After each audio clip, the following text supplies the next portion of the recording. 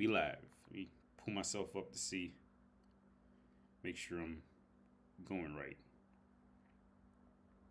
Because right now I have a janky three monitor setup. You guys can't see it. Well, I can't pull it because I'm not on the internet right now. I got a janky. Well, it's not even set up all the way. I got a janky three monitor setup that I like. It's super jank. 'Cause I just had shit laying around to sim race on, and I just got too much. I really got to just redo this whole fucking room. So hold on, let me stand up and show you what's on the desk behind me and why I'm not doing it like a normal stream. I'm trying to make this. Here we go. So it's just a super jank triple monitor setup for sim racing for because I play a set of course competizione and just regular set of course. I play R Factor 2, like all the driving sims that's popular, and then many that aren't popular. I play a lot of racing sims. So I just ended up I was just bored, and I had these TVs like either like there were monitors. One I got that one for free. This one is a 4K monitor. I had it for since I was living in Ohio. I bought it years ago for like $600 at Best Buy, and I got this one for free too. So I said, "Fuck it." You know what I'm gonna do? They were all just kind of like scattered. So I said, I think I'm going to try to make a triple monitor setup, right?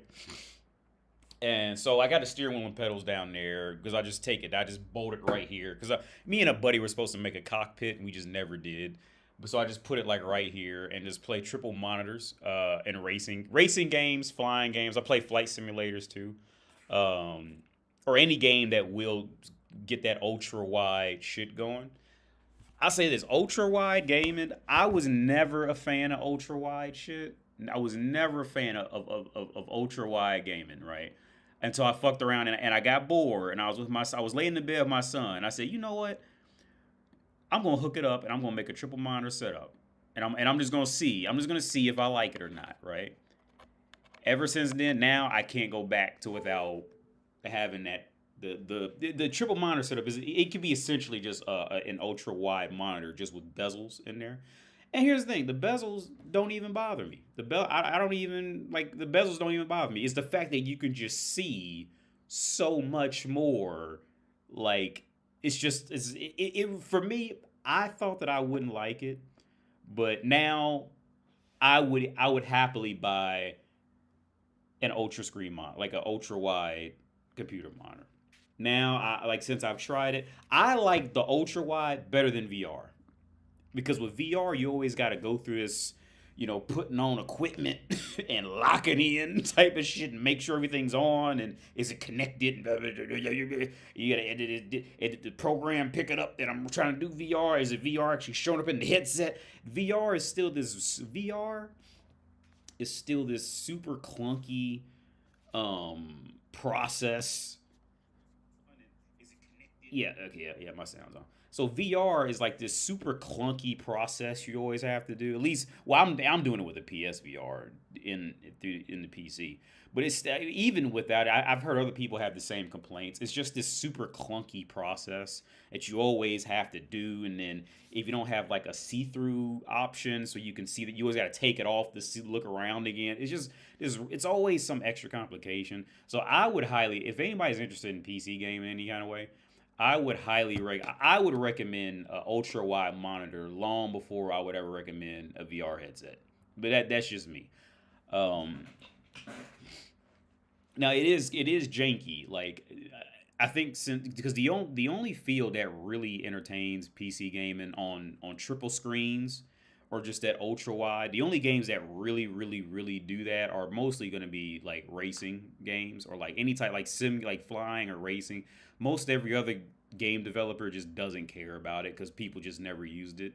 So the programming for it is god awful and it's just janky. Even for modern racing games, it's just janky. Because Project Cars 2, which is people argue that's not really a sim, but Project Cars 2 was by far the easiest triple monitor setup. It just worked. Like didn't even have to do anything. It just immediately knew and did it. No other sim was that easy to get started with three monitors. Um, it is janky. In VR, would probably be easier just to get up and running. But in terms of once you know how to get it up and running, I would hire, like, again, I'm all team ultra wide or triple monitors. I completely advocated. VR not so much because it's just too much. But yeah, what's up, Yosef? What's up, man? Onasi, what's up, Doc D Die? Love that intro. Been away for a while. What's up, man? Mo DMG. What's up, man? Howdy DMG. So what I did want to look up real fast, as I thought about it right when I turned this on, was because I heard this dude got like he did something. This was it. This reads. This dude got like fucked up. He was 42. Oh, he is 42. I didn't know he was that old.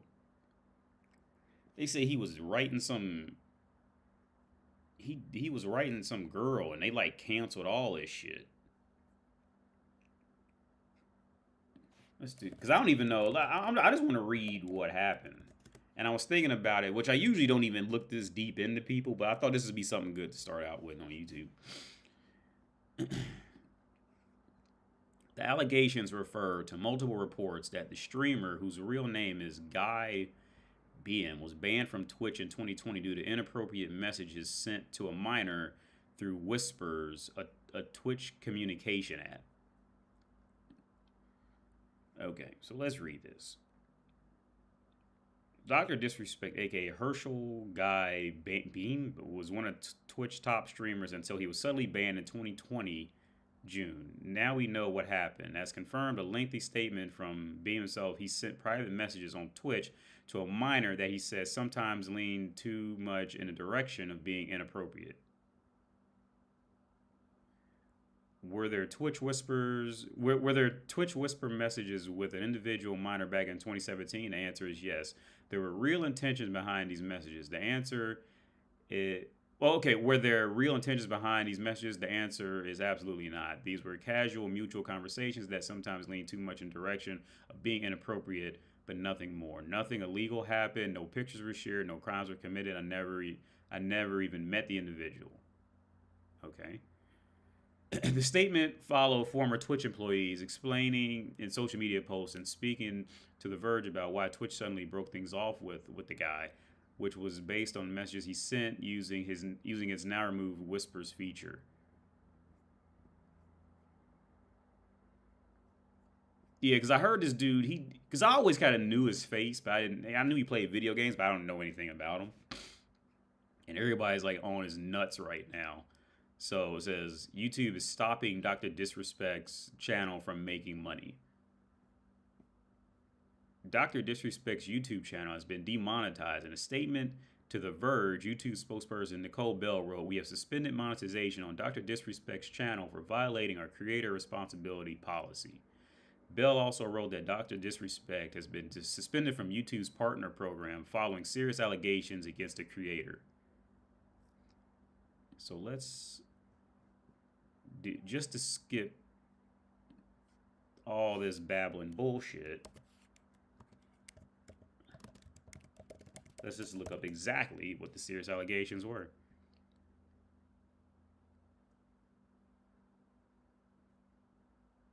Okay, so Twitch is, okay, so it's just saying the same shit. Let's see, YouTube, do follow serious allegations.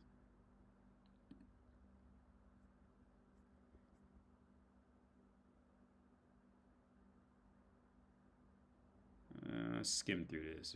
Remember, Twitch shows you. So now this one, yeah. See, this is where media gets like real, especially if you're a man, dude. Like they're going. Now here's the thing. I don't know who Dr. Disrespect is. I never watched anything the guy made. It's not that I don't like him or anything. I just don't really. It's just not. I just never came across anything that he did. You know. But as a man in the world, like. If society has, okay, I'm not saying every man did everything exactly right or anything, but the thing is, what I'm getting at is, if you're a man, that is like, people cannot wait to just tear down men, just because. Like, here's the thing, in the world, it's the world's hobby just to see how much they can treat men like shit, or punish men. I won't say treat them like shit. It's the world's hobby to see how much it can punish you. Right? The world genuinely likes it, right? Whereas women don't get any of that, right? Let's say like with the Epstein dude, because I was thinking about comparing this to the what's the Epstein guy's name? Epstein. Yeah, the Jeffrey Epstein. Now everybody remembers Jeffrey Epstein, but nobody said anything about about his wife, who actually did get in trouble for it. She gets no talk at all. Now Epstein, his wife actually did get in trouble for it, but there is nobody jumping on whoever. Get something. What's her name? There, you don't hear anything about her. Most motherfuckers don't even know her first name.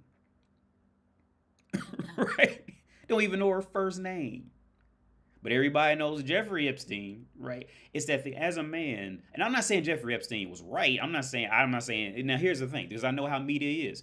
If for whatever reason this goes viral, people automatically say I advocate fucking hooking up with fucking underage girls. I don't advocate that at all. I'm just comfortable with myself, and I know what reality is, right? I'm not saying I advocate any type of hooking up with anybody underage. I'm not advocating that, but based off of like fucking idiots and retards in the world who literally have no self-identity, so they have to just join other people who have no identity. They'll turn what I'm saying into, oh, I must be advocating hooking up with teenage girls and all that. I don't advocate that. My topic at the moment is showing how fierce the world is towards men versus towards women. Right? Just how fierce the world either on a social complex or a social and legal complex. Right? On a social complex, how many people can even recognize this woman's face? If you show this, okay, here's the thing. If you show this woman's face, here's the thing. If you showed this woman's face and this man's face and said Epstein, which one are people gonna know? Which one of these are people, or here's the, if you show this woman's face and this man's face and say young girls, which one are people going to immediately go, oh yeah, that's the person, right? It's going to be him, right? Now I'm not saying either one of these people were right. Again, my area of focus is the gender bias in either legal and social areas, right? But yeah, with this dude, what was his name? Dr. Disrespect? Yeah, it says Twitch banned him in 2020. He sued the site, and the case was settled in 2022. Okay, it says right here, being claimed the matter had already been resolved and that no wrongdoing was acknowledged. Yeah. Okay, so what? See, okay, with the Dr. Disrespect guy, I did watch a small clip of him talk. He was speaking during a live stream about it. Somebody put it somewhere, and I kind of stumbled on it. And I got the same vibe from him that Patrice O'Neal said he had about Mike Tyson's rape charge. Like, he said he heard I think it was Patrice O'Neal. Patrice O'Neal said that he heard Mike Tyson say, well, shit, if I had known I got out of trouble, I would have just raped her for real, right? He said some brutally real shit, right? And Patrice O'Neal said, that's what made me, I immediately knew he didn't rape her, right? Because you don't say shit like that unless you're just brutally honest, right? I mean, not honest, but you just have that way of talking, and I'd say in that case, it's more of a joke than anything, right? To a comedian or anybody who does any seriously harsh things in real life with their actual life, these are things that people say is that they're not, you could tell they're not serious. You would only say something like that if you were it's dark humor. It's dark humor. So with this Dr. Disrespect dude, when I seen the clip of him saying it in one of his streams, well, he was talking about it. And and how it was the way he had said it. Like, he was talking about it. I will put him in the same boat as that, right? I will put him in the same. I mean, who knows what really happened? And here's the thing: is it says right here that he actually went back and sued the site, and the case was settled in 2022. So he had some recourse on it.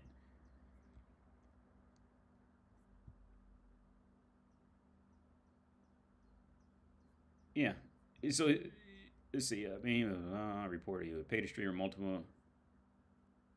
Yeah. So it looks like Twitch actually lost this because they paid him million. He got paid from that, or supposedly.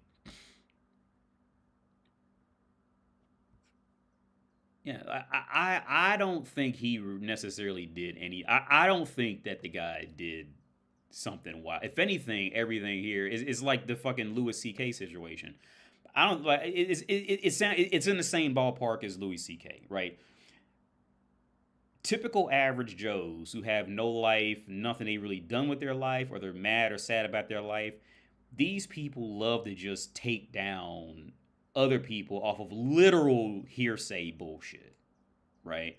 Literal hearsay bullshit that's just phrased in a certain way, not actual legitimate, anything that the person genuinely actually stated or said, but just whatever that can just fuel their personal sadistic ritual kind of thing, right? I don't think the guy, like, because again, I listened to him talk.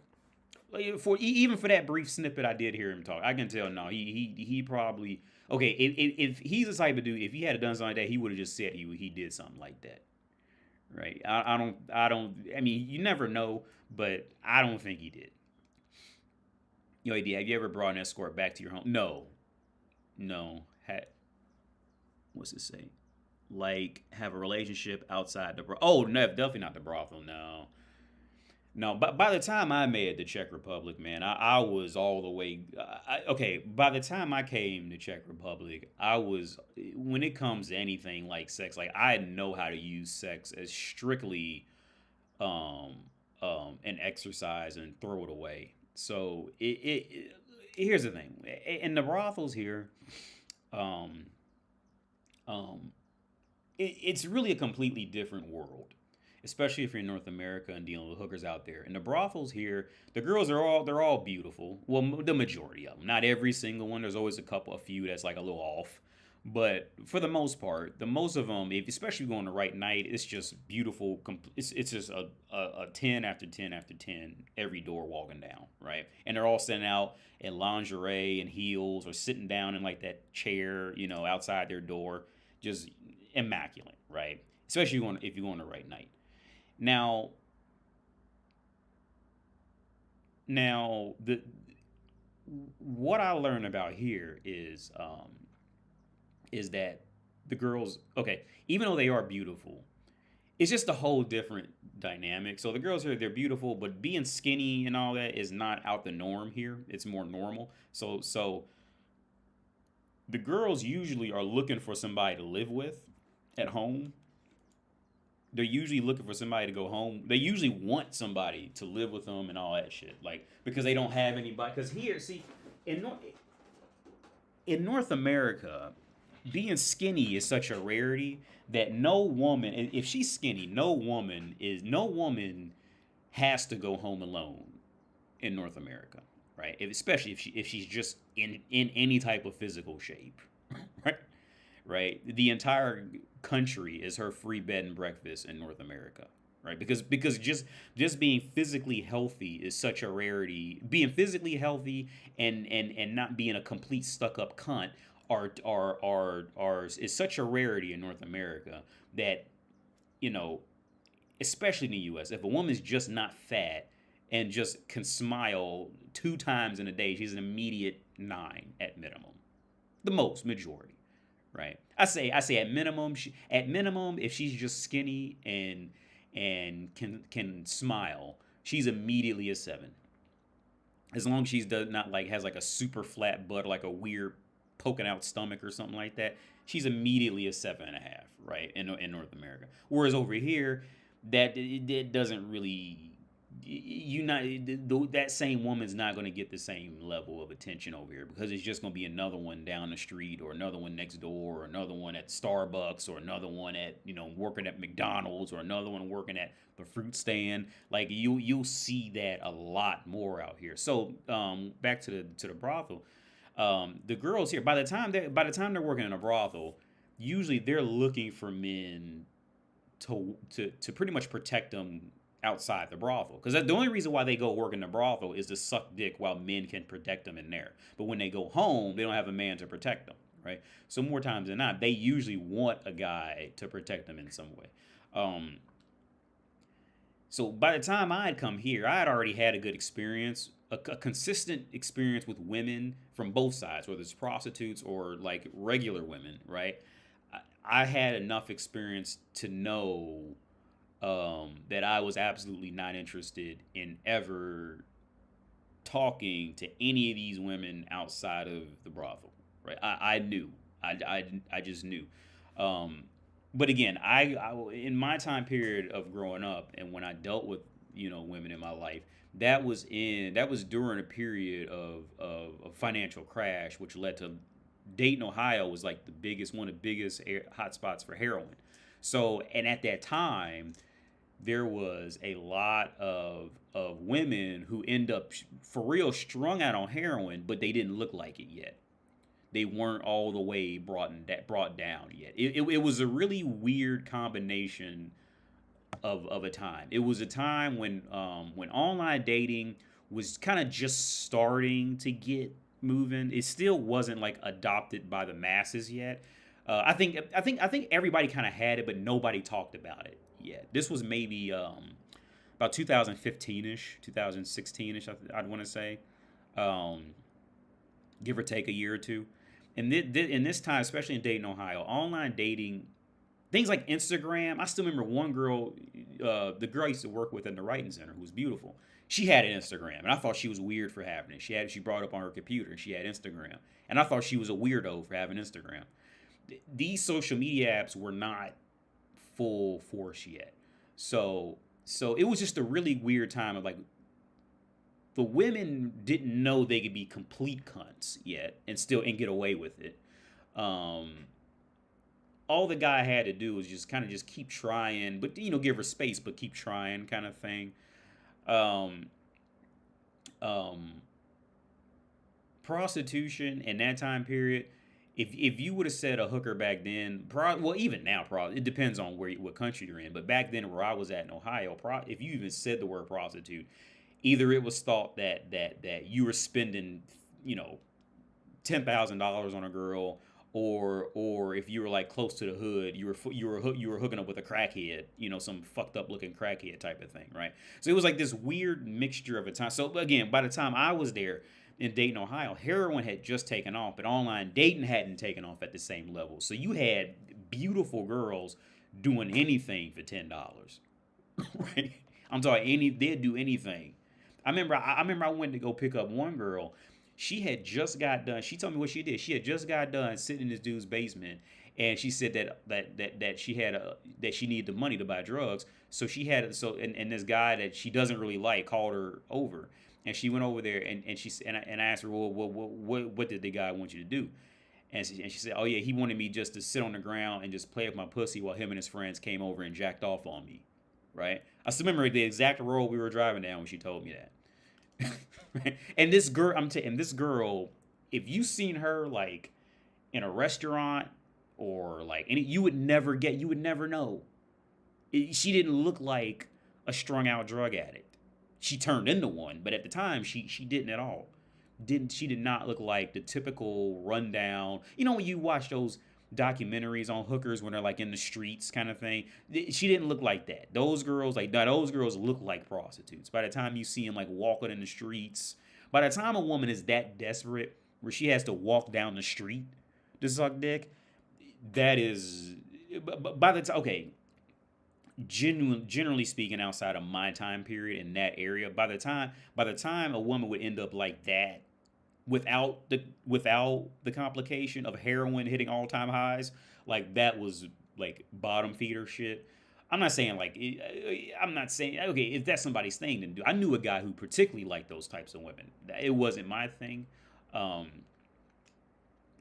but when I was in Ohio, hair the prostitutes had gotten so out of hand because heroin shot up. It was a combination of heroin shot up like crazy, and then the job market had just started. The job market pretty much went to shit around 2007 ish and never really got back. So slowly everything. So all this financial problems now that people have this at least in Ohio this was all coming ever since I'd say around it started around 2004 when gas prices started to go up. And it just slowly kept getting worse and worse and worse and worse. And when heroin hit all time highs, that was around the time in Dayton, Ohio, when all the factories were shutting down, or if they stayed open, they were paying people half of what they were paying them before, kind of thing. So everybody was losing homes, losing shit. So either you had to go to college and hope you can string some good job out of going to college, or you knew you was gonna be lucky to get a job working at Dollar General. It was that scenario, right?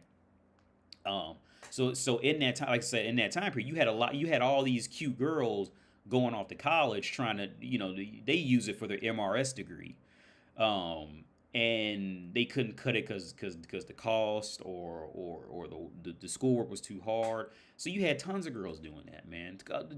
They were all hooking, and didn't even look like it. You would never guess they were.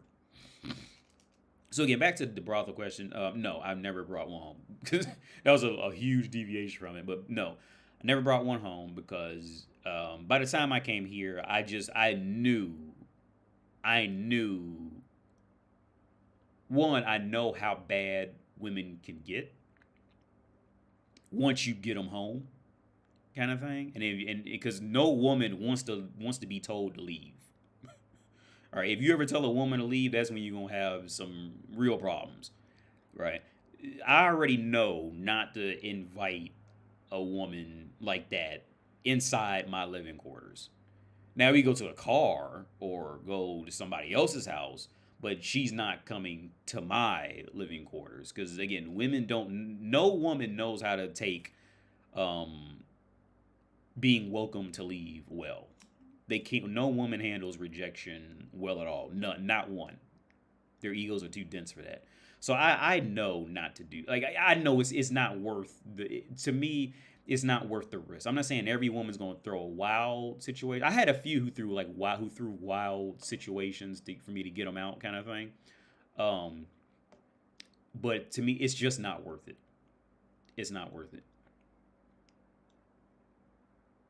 Have you seen clips of the first presidential debate? No, I didn't see it. No, I keep hearing about it. I haven't. See, I heard Biden was like off, and actually, I kind of would like to watch just to see how Biden and Trump go at it. Again, and I'm always honest about Trump. I'm always honest about everything. I don't think Trump should be president, but I think the world needs Donald Trump. Not for his money, but for him being just saying some real shit. We need that shit. We need that. I think the world needs Donald Trump and Eminem to make an album together. Eminem needs to go on tour with Donald Trump and his speeches. I think that would be the best thing for North America right now. And maybe even I don't think the world, maybe not so much. The world doesn't need it. Western countries need Donald Trump more than ever. Donald Trump is the hero that we don't deserve. Eminem and Trump need to just go on tour together and Donald Trump come out just spitting. Donald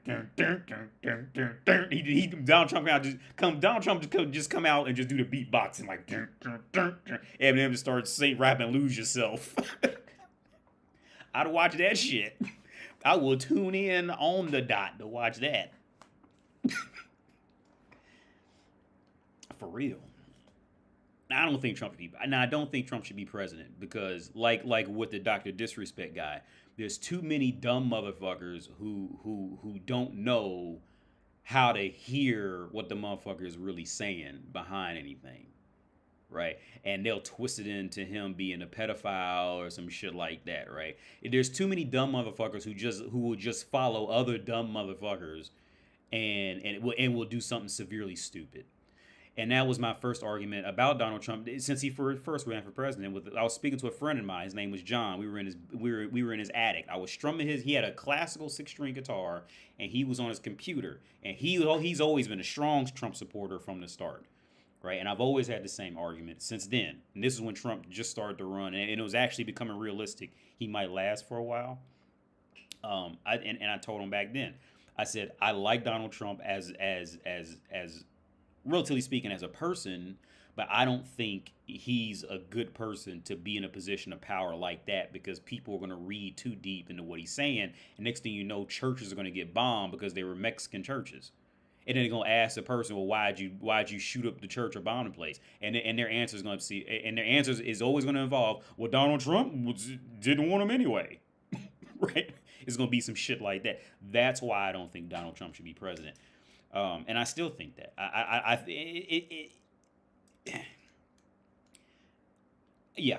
still think. I think Donald Trump, based off of what his life was, he's too used to getting away with doing whatever he wants, right? And in a position like that, where he's being relatively consistently watched by the majority of the population, I don't think he's fit for that role. Now, he could just be a CEO and hide off somewhere, some shit like that. He'd be like the owner or some shit, just run away and hide off for 6 months at a time. Yeah, then nobody's watching him. He can do whatever he wants. But when motherfuckers are reading into every word you say, and that's the backing for political peace of a country, no. Absolutely not. I don't think. And then coincidentally, that was the backing when they went up there and stormed. Was it the white? What was that office they stormed? Cause I showed my girl that, and she couldn't believe she had no idea it happened. Everybody I know in Europe, I've showed it to, they didn't even know it was a thing, right? How the Trump supporters went up there when he lost that election, and they went in that building and tore it up, and they just got in trouble for it. And yeah. I called that shit. I called that shit when he started running, that shit like that is going to happen. I don't think Donald Trump is fit to be president because of that. Because of his because it's just how he's used to talking and getting away with it. But I do think he needs it. I do think North America needs him in some way. Just not in that position. Maybe if he just made his own reality TV show or some shit like that, and got to talking like that, I think it'd be great. Or if we should have just like a Trump hour, like once a week. All United States just have like a Trump hour where like it's a show that comes on at 8 p.m. every Thursday night where you just listen to Donald, like just like AD, like you just watch Donald just talk, right? We all need. I think the United States needs Trump hour, where you just ask him questions. Right? Not even about political shit, but just about real life shit, right? Not real life, but like real shit, right? Like real shit in terms of like the reality of what's actually gonna happen, shit like that, right? As long as he can comprehend it, because he's lived a sheltered life, so it's only so much that he really gets. But what I do like him for is that he does, since he's lived a sheltered life, he has a much easier way to see it from the top down. Kind of thing, to a certain level of down, but he does have that, that eagle-eye view on shit. And again, like I like Trump, but I don't like him for president. I don't think he should be president. If Donald Trump stays with the ability to run for president, it's going to divide the nation more and more and more and more. The nation, North America. If Donald Trump stays in presidency, or if he stays anywhere near that world, North America will devolve back into Confederacy, and I can't think of the other ones. But we're gonna divide back into North and South, right? If Donald Trump stays there, with that harsh divide, in my opinion, it will devolve back to that. Or if, in my opinion, if Republicans stay in there too hard, especially the Republicans walking around now, if they stay in there too, like the real Republicans, I'm not talking about the Republican, the dude who works at General Motors, he thinks he's a Republican. You know what I mean? Like, I'm not talking about that clown. I'm talking about like real Republicans, right? Like, if you don't make at least 200,000 a year, you are legally not a Republican. You're a clown who thinks the real Republicans are going to sweep you up under their wing type of shit, right? You're not. You are not a real. Or you're a person who just gets the Republicans get. Okay, if a person makes under 200K a year and they think they're Republican, that is the equivalent of a black woman thinking that feminism is about her. All right, feminism. The real feminists are just using that black woman's vote and help, and they'll throw her ass back to the other side of them train tracks as soon as they done with her, right? It's the same thing with Republicans. If you don't make 200K a year, they just use you for that vote and then kick your little broke ass back over there with them Negroes, because you ain't one of us. Period. Right? When shit gets real, you gonna be my slave too. Just right out there with Tyrone. Chad Tyrone will be out there in that fucking Chad, who thinks he's Republican, he gonna be out there with Tyrone in that fucking in the plantation. Both they dumbasses gonna be out there. He gonna be out there thinking, "Well, I'm really Republican. Where you good? Are you a Democrat?" And both y'all out there hoeing the same grass and shit. Both y'all out there digging the same holes. I'm a Republican. What are you? No, you confused, in my opinion. And I've always said that. Well, that's what that's originally that's and again these, and I hate to get on this political shit because that's what me and John were talking about because he would ask me, well, did you know that was it the KKK used to be Democrats? Yeah, because they were the poor whites. The KKK it started. Those were the poor forgotten whites in America's history, right? But they thought it was a matter of time before the real Republicans took them up because they thought they were better than the Negroes, right? But that's how it was. And that's America's history. I'm not making this shit up, right? That was the whole concept of why Democrats came to become a thing was because Republicans just kept taking all the money from the poor white farmers, and the poor white farmers finally just made their own party, right? Which became the Democrats. Right, and by default, the blacks pretty much the blacks had to become Republicans because the poor whites were the ones who were treating the poor blacks like shit. So by default, the blacks had to be Republican because that's the only party that wouldn't come out there and hang them and beat them to death. Because you don't know why? Because those rich whites were on the other side of town and they rich houses staying away from the poor whites.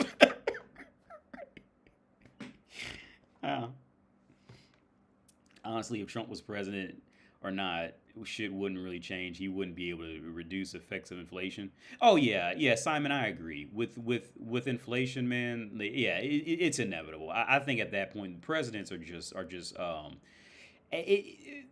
Of course, there could have been little things that could have been different here or there, but I think okay. It was inevitable on some point. This was inevitable. All right, it probably could have been prolonged a little bit. But as long as populations keep growing, money will keep thinning out. And if technology keeps growing, that means people are going to start living longer, which means money's going to thin out quicker, right? So when you go back to the Roman Empire, when they faced inflation, well, people were growing at a much slower rate, and they even faced inflation. They hit inflation within I think it started around like 700 years or 500 years when they were around. I'm probably horrifically off, but they hit inflation. The ancient Greeks, the Greeks, I'm gonna fuck this up, I know, because my mind is completely somewhere else. But the Greeks, they hit inflation because their currency was a handful of arrows. I remember that. And then the Romans, when they hit inflation, they started just cutting out pieces of the precious metal to make it still one coin, but it was like one coin with a chunk cut out to make other coins. And inflation got so bad to where they just for many reasons, the Roman Empire just crumbled because of that. Now, well, not because of that, but it was many other reasons that happened too. But yeah, inflation. It's okay. If here's the thing: if inflation had not happened in North America, it just would have been put off somewhere else. right? And I think that's the big part that people don't really think about or don't really acknowledge. This on a bigger scale, this was just going to happen, right? If it didn't, if America had have found some way to survive, it just would have put more stress somewhere else, right? It's like imagine like a bridge, and let's say like I don't know, let's use let's use like an ice tray, right? That has a little cube sections, right? And people are trying to come up with ways. Okay, and let's say water just keeps dripping in, and in theory, water is the population getting bigger. Water just keeps dripping in, and the argument is like, well, we could have went without filling the whole ice tray up. No, dude, like it was just gonna keep coming. And then the argument, well, okay, and then okay, this is probably a horrible analogy, but you say, well, if we had to just move the water to the other side of the ice tray, it would have been fine. Well, now that part of the ice tray is still overflowing. It's still there. And in humanity with people are still growing, and due to technology, which is a good thing, but we're getting older. And we're staying around. We're carrying debts for longer, bigger debts that in many countries just never get paid off, right? For one reason or another. So then guess what? This debt builds up. In many countries doesn't get paid off. Many countries it gets passed on to the next family member, right? So what are they going to do? They're going to take out debts because it was already hard enough for one person to survive as it was, and they're going to take on more debt. So what are they going to do when they die? They pass it off in some way to somebody else, which is going to call for more raising in prices because that debt is adding up somewhere. For every house that was defaulted on, for every car that got repossessed, for every credit card debt, housing debt, car loan debt, education debt. See, that money just doesn't magically disappear because the person just died, right? Or just it doesn't magically disappear because the person filed for bankruptcy. The money just didn't just disappear into nothing. Right? Right? Where'd it go? See, and I think that these deeper, I mean, it's not even that much deeper, but just these slightly deeper forms of thinking is why I think Donald Trump should not be president. Because many people just don't know how to think that deep into it. Right, and when Donald Trump will say some shit, or I just it's many reasons why I think Donald Trump should not be president. I don't think he's fit for it because people aren't smart enough. Everybody's gonna say some dumbass shit from time to time, but people aren't smart. Like on Men in Black, when Agent J or Agent K is sitting with Will Smith before he joins Men in Black, and he tells him that there's aliens, walking around. And he goes, well, how come you didn't tell everybody? How come you don't tell the world? And he goes, well, you know why? Because people are loud, panicky, and stupid. One person can be smart, but people are loud, panicky. Let's look it up real fast. So people are loud, panicky, and stupid. By the way, I would work for Men in Black for free. I would love to work. I would love this, not particularly this position, but hang on, Agent J talks to. If this shit exists, I would work. I would be Men in Black for free. Let's do bench. Here it is, right here. I'll probably get copyrighted, but fuck it, because the message is more important than me potentially getting $3. Okay, I'll give them. You can take $10 for this. The message is what's important. This speech right here, when they're sitting on the bench, is this speech right here can be applied to pretty much like the entire world, to the population of people, the entire population of people. All right, kid, here's the deal. At any given time, there are around 1,500 aliens on the planet. Most of them right here in Manhattan. And most of them are decent enough. They're just trying to make a living. Cab drivers. Not as many as you'd think. Humans, for the most part, don't have a clue. They don't want one or need one either. They're happy. They think they have a good bead on things. Well, why the big secret? People are smart. They can handle it. A person is smart. People are dumb, panicky, dangerous animals, and you know it. 1,500 years ago, everybody knew the Earth was the center of the universe. 500 years ago, everybody knew the Earth was flat. And 15 minutes ago, you knew that people were alone on this planet. Imagine what you'll know tomorrow. What's the catch? The catch. Yeah, just that quick. Now it goes back onto the alien shit, but yeah.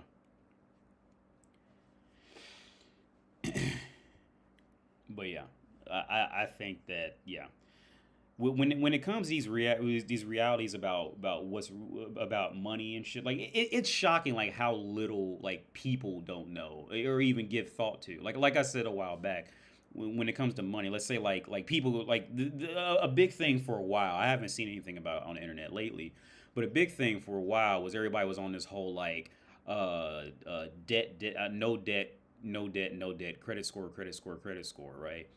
And I just found that to be really dumb, right? Because again, it shocks me how little thought people give to the realities of just everything, right?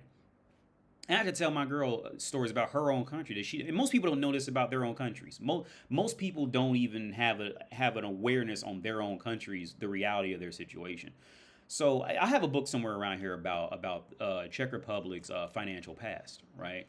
And it's the same theory everywhere, but this is just going to have to do with communism. But the same theory happens in any. It's going to happen at anywhere, right? After communism, so during communism, what Russia did was in order to solidify communism, they would go to these countries and they would force every county and every city to unify under one essential pot of money, right?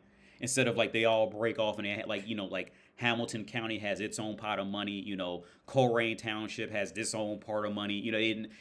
Communism went around and tried to force everybody under one system of money, right? And they did that for decades, right? Well, what happened was since they had done that for decades, the older people who remembered life before communism happened had died off, and the younger people didn't know how to manage, cities' money, like one city money and another city's money, because they had communism teach them everything, right? So when communism ended, and see this part, I would love to hear if Thomas Sowell even knows about this, because I highly doubt he's ever spoke about it, because he probably doesn't know, these types of people. So what happened was after communism, well, the people in these offices, they had no idea how to actually function again as an independent city with its own essential pot of money, how to collect taxes properly, everything like that. So what happened was, I think it was 8 out of every 10, townships, let's just call them townships, for example. 8 out of 10 of them went completely bankrupt within the first 8 years after leaving communism, because they just didn't know how to manage their own money. Now, you have to give that more thought. In those relatively 10 years, there was people who owned their own houses, right? They owned their own cars or houses. So give it a next level of thought. If these people owned their own houses, owned their car, and they had no debt, right? Where was them taxes going after the city went bankrupt? Everybody's cities is in severe debt, broke. Look up your own state's debt. You look up your county if you know how to find it, because you probably don't even know how to find it. But look up your own county's debt. Look up your township's debt. Everybody's in horrific debt, right? But so back to Czech Republic, it happens everywhere. I'm just using Czech Republic as an example because this is legit fact. If this person owns that house, well, what happens if the township is bankrupt? Right? What really happens? Does that person have any debt? Well, you could say no, they don't have debt. They're paying taxes. So what happens to the city, the county, the township? They have to go find another city, county, or township to take on that debt. So what does that do to that city? It puts them in debt because they had to bail out the other city or country or township. Right? And guess what? And you know, cities, they'll have ups and downs, but it's just gonna end up this what they call the teachers when they pass them around, the lemon dance or whatever the fuck that is. It's just gonna be a big lemon dance. But get this, the fucking clown who has a house, he doesn't think he's in any type of he thinks that he owns all this shit. No, the property that you owned has been bought out by 3 different townships over the last 15 years. You don't own shit. Right? So this whole I remember when that whole concept of debt was like, it was really popular, man. It really gained a lot of, it was really popular for about, I say, a year. I remember always coming across it, and I just thought, how dumb is that? When you look up every country's debt, like, dude, it's just it's just like the perspectives and the ego and the arrogance is just so nauseating at this point, right? Like, let's look this. Okay, let's look this up real fast.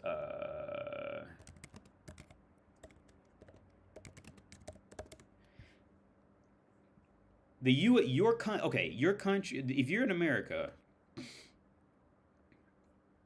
has 38 trillion gross federal debts. Where's that counter? Because we could look up the interest. I don't know where to find it. But there's a counter that's like a live stream of it. And it's like $100 a second, dude. Like, that shit's wild. Right?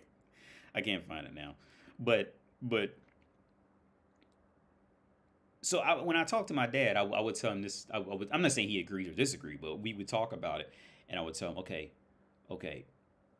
when it comes in this situation, right? It would be like a parent with like a parent with a child, right? And they live in the same house, and the child thinks that they don't have any debt because they got $20 in their pocket, right? But their parents are in like, you know, $100,000 of debt, right?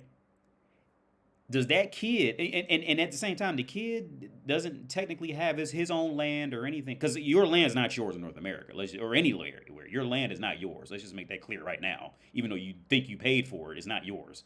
Um, it's just it becomes a bargaining tool at best, but it's never really yours. You know, it is something happens, like motherfuckers just take it from you, right?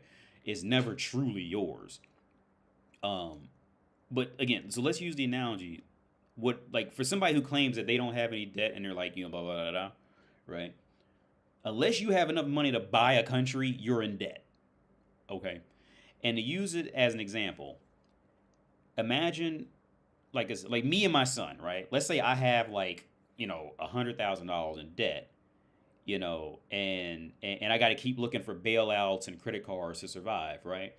And my son has $50 in his bank account, right? And my son's walking around bragging that he's not in debt, but he's living under my roof. He's living on relatively speaking, my area of land and all that stuff like that. He's living under my protection from the world, and he's going, "Look, Dad, I'm not in debt because I'm financial savvy." That's the equivalent of an average person living in any country. You're the child. You can't, the average person living in any country cannot go off and make their own country and defend it. Right now, let's be real about it. Right now, let's say if anybody in here owns 100 acres of land, right? Let's say they were given 100 acres of land for whatever reason. Who knows? I'm not going to use slavery because I'm not going to try to bring race into it. But let's just say a person was given 100 acres of land, right? What could you really do with it? Really think about that. Could you really defend it? Could any one person, here's the thing, let's say that one person let's say that one person, I'm not going to use, because Bill Gates can't just buy his own country. He has enough money. He could just legit just buy his own country and pay for his own military in some sense to protect something. But the average person can't do that, right? Or let's say just a relatively rich, let's say a typical millionaire couldn't do that for long, right? Because that U.S. government has that military in place. And here's the okay, I'm all over the place right now. But one thing that I do find really, really funny is you ever look at like, you ever pay attention to like times, let's say like up until I'd say right around like the late 40s, where rich people would have these estates, but they would never live like, they would rarely live like very far from cities. So what would happen is like they would always end up screwing over the poor people, and the poor people would come and like burn their house down and shit like that, right? So what the rich people started doing was they would start getting real quiet about where they live, right? Even more quiet, and a lot of times move further out away, so you couldn't even afford to get out there with any sizable group of people. See, these things aren't done by accident, right? And what shocks me is like now people actually have the means to go out to like Jeff Bezos' house and just say, fuck it, we just gonna team up like people used to do in the fucking 1860s, and we'll just take a bunch of torches and shit out there and just burn this shit down. Fuck him. Because he's paying us $9 an hour to stand on our feet all day. See, back in the 1870s, that shit could fuck around and happen. Right? Nowadays, people are just too complacent. And I find it real shocking how people just put up with it and they just take it. What's up, Zuki? Yeah, let's start in this video. I fucking babbled way too much. It probably didn't even make sense half of it because I just got so much shit going on in my head right now. But let's start in this video. A true masterclass. I had a young lady send me an email, and she is confused as to why. Like, okay, she has all these men in her DM on Instagram, or men sending her messages through Messenger. Oh, I don't understand why, I can't seem to settle down. I can't seem to find a husband. All these men sending me messages, and every now and again I'll go out with one, or, we'll hook up, we'll link up, and, I can't seem to turn it into anything real. I can't seem to, turn it into anything serious. You ready? You ready to get your feelings hurt? You ready? Okay, you ready to get your feelings hurt? Men have incredibly low standards for sex. Okay? What don't you understand about that reality? Men will have sex with you, okay? Men will have sex with you and maybe even date you on the low. That does not mean they want you to be their woman. That does not mean they want you to be their girl. That does not mean they want you to come around their friends and their family. But they have incredibly low standards to have sex with you. Yeah. And ladies, again, we've already talked about, you being naive, you being, clueless and naive to these very basic things about men and about relationships. It's not cute. You think because you linked up or the man had sex with you, and maybe the man was somewhat attractive or, moderately attractive, you now, okay, well, he didn't wife me, or he didn't, we're not in a relationship, but now I can't be with no man lower than him. Like I can't lower my standard because I was with that man. That man gave me some attention. That man sent me a DM, or I had sex with that man. And so now that's where my standard is. I can't be with nobody that ain't that. That's foolish. That's going to keep you, that's going to keep you alone for a while. Because again, and like I said, I know a lot of women's egos cannot handle this harsh truth. But again, a man's standard for sex is low. Men like that, I'm not impressed. A man messaging me, a man telling me I'm beautiful, or telling me I got this and okay. Uh-huh. So, and y'all need to start thinking that way too. Stop thinking that everybody who's messaging you or putting the heart eyes and the fire emoji under your picture, stop thinking it means something. Attention is not intention. What impresses me is a man who consistently, and I'm talking 6 months to a year, who consistently pursues me, okay? I'm impressed by a man who drops down on his knee. I'm impressed by a man who puts an expensive ring on my finger. I'm impressed. I knew this was going in that direction. I swear to God, I knew this was going in that direction. Yeah, she has no other worth outside of being a prostitute. She's a prostitute. This is prostitute shit. I knew because see, actually developing character is too hard. See, I'm gonna let her go and keep continuing in a moment, but see, this is why I say, the vast majority of women have literally no idea what's valuable, and the majority of women have no idea what character is. So once she realizes men only want her for sex, she realizes that her sex is valuable, so it must have to be bought with money. Right? And it turns and any other interaction with her is going to be cold, bitter. You're going to feel the tension in her voice. She's going to be masculine about it because now she's mad. I knew this was going this way.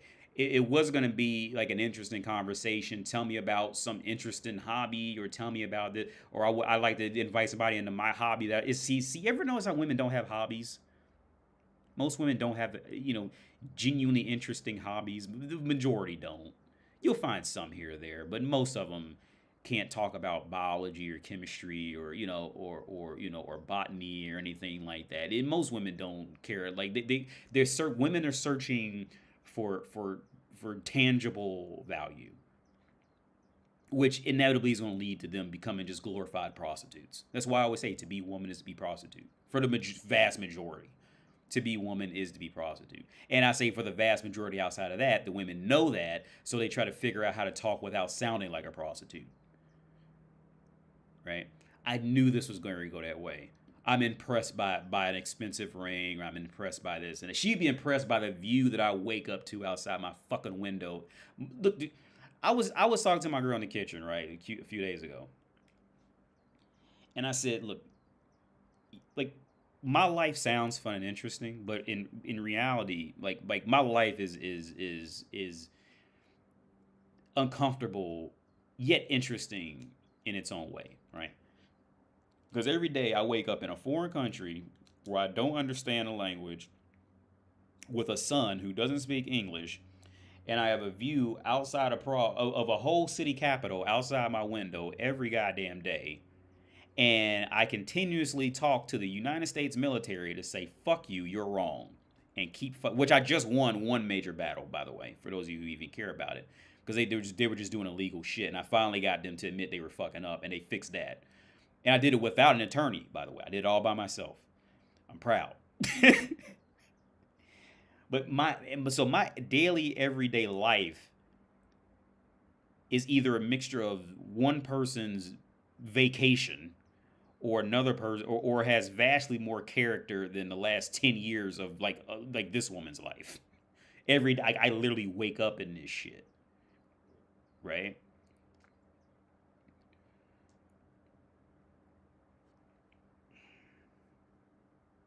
But yeah, we're back to this woman. I knew it was going to take that turn. Because I could tell by her demeanor, the friction, the masculinity in her voice. That is the next route of feeling self-sufficient for I'd say 95% of women is to convert to prostitution. But it's how do I speak without making it sound like I'm a prostitute? How do I make it indirect prostitution? Perfect example, a friend of mine, he knew this beautiful, her name was Justine, and I can never remember her name except for rare occasions, and for some reason this time I remember her name. Her name is Justine. Beautiful girl. She's one of them Jennifer Lopez looking bitches back in the day, right? And I mean, but her body was like immaculate. She's one of these girls. Her name was Justine. And I met Justine. I met her in the piano room. I was playing piano, and she was just real cool, and she was this beautiful girl. She had a great personality, whatever, blah, blah, blah, right? So I told a friend of mine, I said, "Hey, I met this girl. She's good looking. She has a great attitude." And he goes, "You're talking about Justine." We're at college, mind you, whereas hundreds of girls, right? So the fact that he immediately knew I was talking about one was a. For those of you who've been to college, you know how wild that must have been, right? He goes, "You're talking about Justine, aren't you?" I said, "I didn't know her name," and so he starts describing her. He goes, "Yeah, you told me she looks like this, blah blah blah, and she has blah blah blah." And I go, "Yeah, that's her." Yeah, he said, "Yeah, dude, don't touch her." He immediately told me don't, so he told me a story, because he was an orphan, so they grew up in the same not orphanage, but like this place for like once you age out the orphanage, you go to this place where you're like over 18, but you're not 21. Once you hit 21, you gotta go to the homeless shelter. But when you're like 18, in those years, they put you in this like, this soft core homeless shelter. It's really nice actually. And he said he lived there with her, and he knew all her. But he told me if I were to end up dating her, he said she's gonna get money out of you. But he said she's a prostitute. He said that she's gonna get money out of you, but it's not gonna be like 1-to-1. Like you're not gonna give her $50 for sex. She's going to give you sex, but next week she's going to ask for a pair of shoes. Right? And that's exactly how he framed it to me. So I never did hook up. We talked for a long time, but I never hooked up with her. I thought she was... But he told me stories about her, like ridiculously funny stories. Like one was she came back to the homeless shelter one night mad. Right? But she would always tell him everything. Like he was her confidant. Right? And he told me she came back one time like mad, right? Like pissed off. And she was going off on that bitch stole my strap. So he's thinking, oh shit, like she had a gun. Yeah, that's what we used to call guns years ago, was a strap. Or maybe people still do call that, I don't know. But he said she was like, yeah, he stole my strap. I'm gonna beat that bitch up. She stole my strap. Hey, she was talking to him like, hey, come with me to come get my strap back. And he really didn't want to go because he thought it was a gun. But for some reason, he ended up going, right? So he goes with Justine to get the strap back, right? So he says he gets there, and it's like other girls. The strap that she was talking about was not a gun. It was a dildo. These bitches was fighting over a dildo, dude. Like, they were, like, legit getting ready to kill each other. Not with a gun, but, like, physically fighting over a dildo. But he had other stories. Like, she would go out and, like, literally just recruit guys to run trains on her. He knew so much about her. Like, he knew to just never touch her. But, yeah. What's up, MG Verde? But yeah, Justine. She ended up getting with a dude and having a baby by him. I still remember that. And she lost her body. All that shit's gone. But I remember that. She got with it was a white dude. She got with a white dude. Looked like a cool guy, but I'm sure he didn't know about anything about her. She was one of those girls, like, you, like, if you just seen her, like, you would have to like her kind of thing. She was just beautiful. She had an engaging personality, but she was just wild if you knew somebody who knew her kind of thing. Well, let's keep this woman going, because like I said, I could tell back to this woman, I could tell that this was definitely headed towards, I could tell that this was going towards indirect like hardcore prostitution. I could tell by how she was talking. By a man who sets a date. Okay, I'm impressed by a man who walks me down a long aisle with all my friends and family in tow, and gives me the ultimate commitment. That impresses Anita. All this other stuff is called so what? Okay? And you need to work on yourself. You need to raise your self-esteem and raise your standards so that you are not impressed by a man, complimenting you and sending you DMs and, trying to get you over at his house. And look, half the men won't even take you on a real date. They ain't even taking you on a real date. They literally, yeah, you should come over here. I should come over there. What? Are we really falling for this? Here's the thing. The reason why men don't like to take women on a date. Here's the thing. Most men would prefer to just have sex with a woman with no talk. Most men could just go into a closet with just a reasonably attractive woman, fuck her, and walk out the closet. Right? The reason why that is because the majority of women just are not very interesting. Like I said earlier, there's usually not any character. There's no genuinely interesting thoughts that go on in the majority of a woman's head. There's nothing really there for, the only reason why anybody wants to take you on a date is because they think it'll lead to being able to fuck you. No grown ass man who has experience with women has very rarely looked at a woman and said, I can't wait to take her on a date so I can talk to her. Talking is the worst quality of the vast majority of women. Right? Right. When a woman says he didn't have a good conversation, what she really means to say is the man didn't know how to lead me in a conversation where all I had to do was laugh or say, yeah. Most women don't know how to keep any type of conversation of interest going. What's up, Dibs? But yeah. And look, and she's just skinny and she can take a bath. She's automatically in there, right?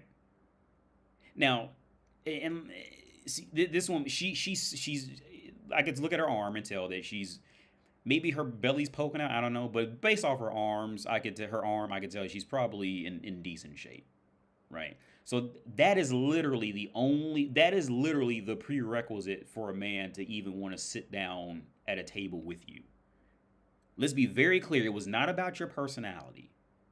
Okay, any woman who's watching this, okay, there's a very low chance it was about your personality. Okay, unless you were in a situation where like you two had to work together or you were at school together and you seen each other and you actually had to work together on something. Unless it was a case like that, if it's like Instagram or online dating or something like that, it's not your personality. It's not. The only thing you're wanting for was because you were fuckable. Right? Now, the trade-off. Now, first as women, you have to understand that, right? So, as a trade-off, let's use this woman as an example. When she goes on a date, it was strictly because she was potentially good fuck material. Let's be brutally honest, right? Now, the trade-off, you cannot expect to get a man to get on one knee and buy you an expensive ring and do all this shit for that trade-off. That's not equal. There's no, unless you just want to be a prostitute. There's no other way to make that equal, right? Your biological predisposition to being the equivalent of a ripe fruit. Okay, bananas don't go into the grocery store expecting to be bought for $500. Right? A banana is a banana. When it's ripe, that motherfucker sells for 15 cents.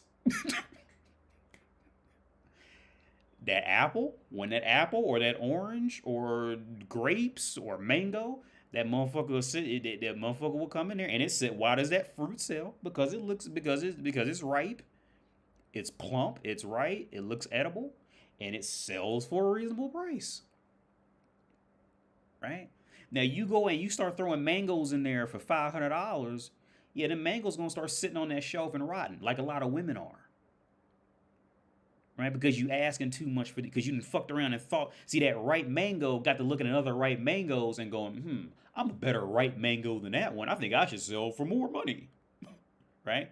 Now, every now and then, one ripe mango might get lucky. Donald Trump may walk in, after he was hung over and be like, I want a mango. Just take the $500 here. Give me the mango, right? Some shit like that. Like, I mean, but the vast majority of mangoes ain't gonna be that lucky, right? I guarantee you, Melania Trump had a whole lot of friends that fucked around and fucked that up. right? and her friends had a lot of motherfuckers coming up buying her buying them for regular mango prices, and they thought they was too good for regular mango prices.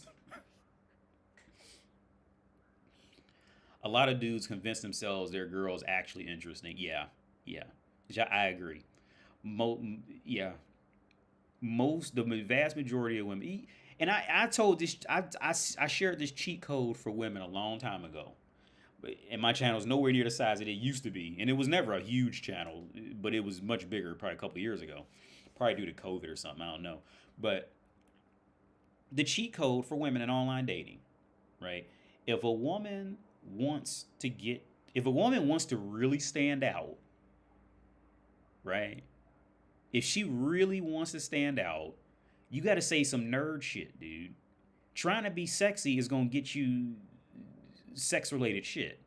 She got to start saying some nerd shit. You like Zelda, or you're in the AutoCAD, or you know what I mean, some shit like that. You gotta be like, I'm in the F1, like, you know. Well, no, because F1 gets a lot of them Nicole Scherzinger, them was it? I think Lindsay Lohan tried to go there and pretend she liked Formula One because it's rich guys who drive Formula One, but you got to be on some nerd shit. That nerd, or if a woman came to you and said, "Hey, can you teach me how to play chess, or teach me how to, you know, and sit down with you at the table," kind of thing, and play with her. And if she was a woman who is actively trying to learn something outside of how to look more fuckable, right? A woman trying to learn is the ultimate cheat code. Why do you think so many teachers end up fucking their students in college and shit like that, right? A woman who is somewhere that at least looks like she's trying to learn or build character is the ultimate cheat code for a marriage and a relationship. That is the ultimate cheat code. Because if a woman's ultimate cheat code is just looking good and putting on lotion and getting her nails done, look, beauty wears off. Look, Jay-Z is, he don't want to say it, but Jay-Z is, he's tired of fucking Beyonce because he's fucked her 1,000 times. Jay-Z's dick don't even get hard to Beyonce's beauty anymore. If she's even still, you know, looks the same. I don't know, but I'm just as an example, right? Donald Trump does not see Melania as, Donald Trump is tired of Melania Trump, physically speaking. That beauty dies off. Beauty wears off. If you had to take the most beautiful woman you can think of, right, and you kept fucking her, you'll get tired of her. She'll just be another woman. Beauty wears off. It's the little shit after that that keeps relationships going. Like, I was telling my dad this yesterday. Me and my dad was talking yesterday about me and my spouse, right? And I was telling her, you know, we was just having like a guy talk about, you know, good parts and bad parts. You know, and every relationship has fights and struggles, shit like that, right? One thing that severely annoys me now, and I probably do overreact because she's been doing it too long, and most women do. They just move shit and never tell you where they moved it, and then they don't know where they put it, so now nobody ever knows where anything is, kind of thing.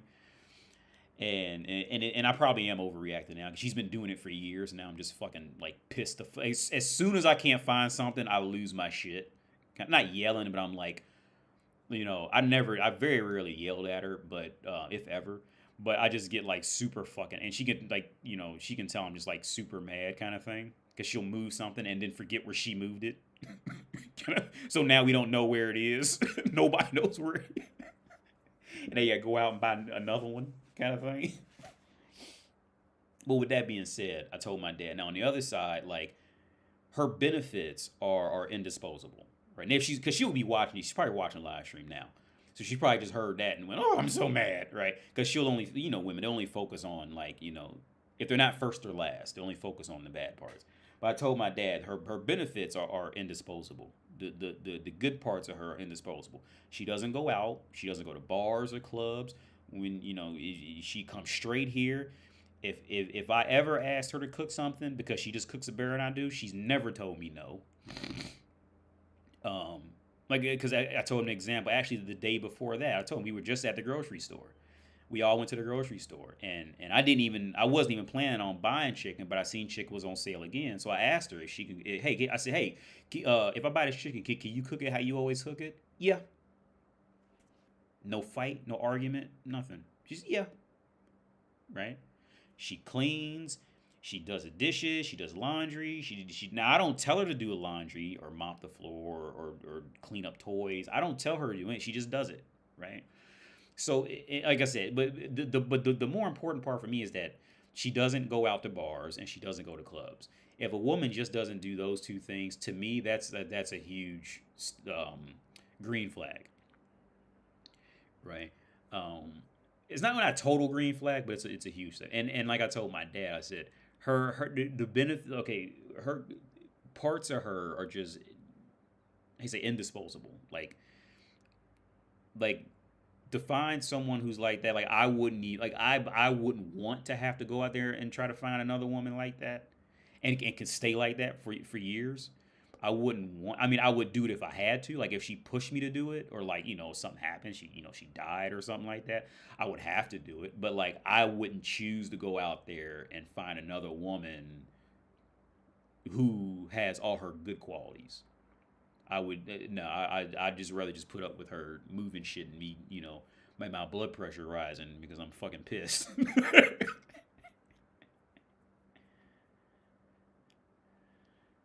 How did y'all meet? Oh, COVID on Tinder. It was right when COVID started, because the lockdowns had just lifted. The first batch of lockdowns had lifted, and we met at this one outdoor. Well, a lot of places you eat outdoors in the summertime, but it was just one place we met at, so we kind of always went there for a while. And then, but here's the thing: I was telling the good parts about her too, like. We only went out, maybe the first month we were dating. And then after that, she would just come over here and just go in the kitchen and cook some dinner. And I'd be playing Gran Turismo, because my TV used to be over there. I'd be out here playing Gran Turismo. She'd be in there cooking dinner. And then, eat. And then we just drink wine and talk about shit. And, and then I may take her out from time to time, but we really don't go out because we both know how to cook well. I'll take her out just to give her a break, but in terms of knowing how to cook, she cooks well, I cook well for the things that we know how to cook. And yeah, we very rarely, like I said, we went out, maybe, and I don't think we even went out. It was within the first month. We just stopped. We do because she doesn't like to go out either, right? She just comes straight home. Right, whenever get off work or she got to do something, she goes stops at a grocery store or she goes back to her flat and she can't do anything out there because in a fucking village, right? So I mean, theoretically, a woman can always cheat on you. So I'm never gonna try to I could never. Now she gets mad when I bring this up, but there's no way I can ever know if she cheats on me because if a woman doesn't want you to know, she'll just hide it, right? So I there's no way I could ever know for sure. And she gets mad whenever I bring this up. She takes it, she gets offended by it, but I'm just realistic, right? She treats me well. She's always relatively she's always stuck by her word with me. Again, she doesn't come home drunk. She's never come home. She has never come over here or randomly. I've never seen her either randomly in the world or coming over here fucked up. She has never come home or never. She went out maybe 2 weeks ago to a friend's wedding. Like eating to go out to eat, right? And after that they went to a club. She didn't know they were going to a club. I think she didn't know they were going to a club after it, but she ended up, because she texted me and asked me, like, can I stay out later because they want to go to a club? I said, yeah. And she came home, like, you can tell, like, she just doesn't like to be out. She's like me. She doesn't like to go out at night. She doesn't like that run around. That time is just done. I'm not 22 anymore. That time is just, I'm not going out to clubs. I'm not going out. I'll go to a bar. Like, okay, I'll go out every now and again, but it's not even a monthly thing for me. No, well, not on in wait cousins. That means brothers, kids. He has cousins on my side of the family that he's never met, of course, because they're back in Ohio, but not what cousins means like my brother's kids. Yeah, yeah. He not in his family, but in my side of the family, he has cousins. Does she cuss or smoke? She doesn't cuss. Javi, she doesn't cuss. She doesn't have tattoos, which I don't have a problem with women with tattoos. Some guys do. I don't. It doesn't really bother me. As it doesn't. It's not a. Tattoos are not an immediate red flag for me. Some guys do.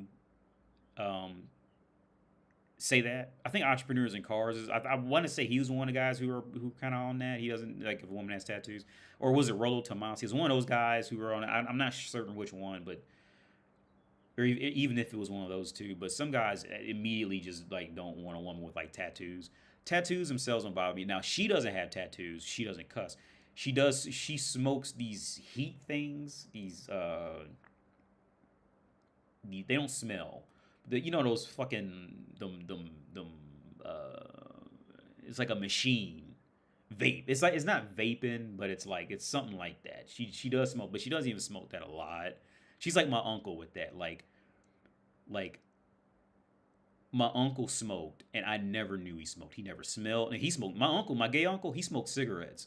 Then the hard cigarettes, and I never knew he smoked. He was my gay uncle. Real quick on my gay uncle, he was one of those dudes who you went over his house was always perfectly lit. He was a typical gay classy man. Like you go to his house, he had you know he always kept some elaborate fucking statue and fucking just glass shit out and just artwork and you go over it was always like that and his house was he was always buying new fancy furniture that was just way overpriced. He was one of those classy gay dudes, right?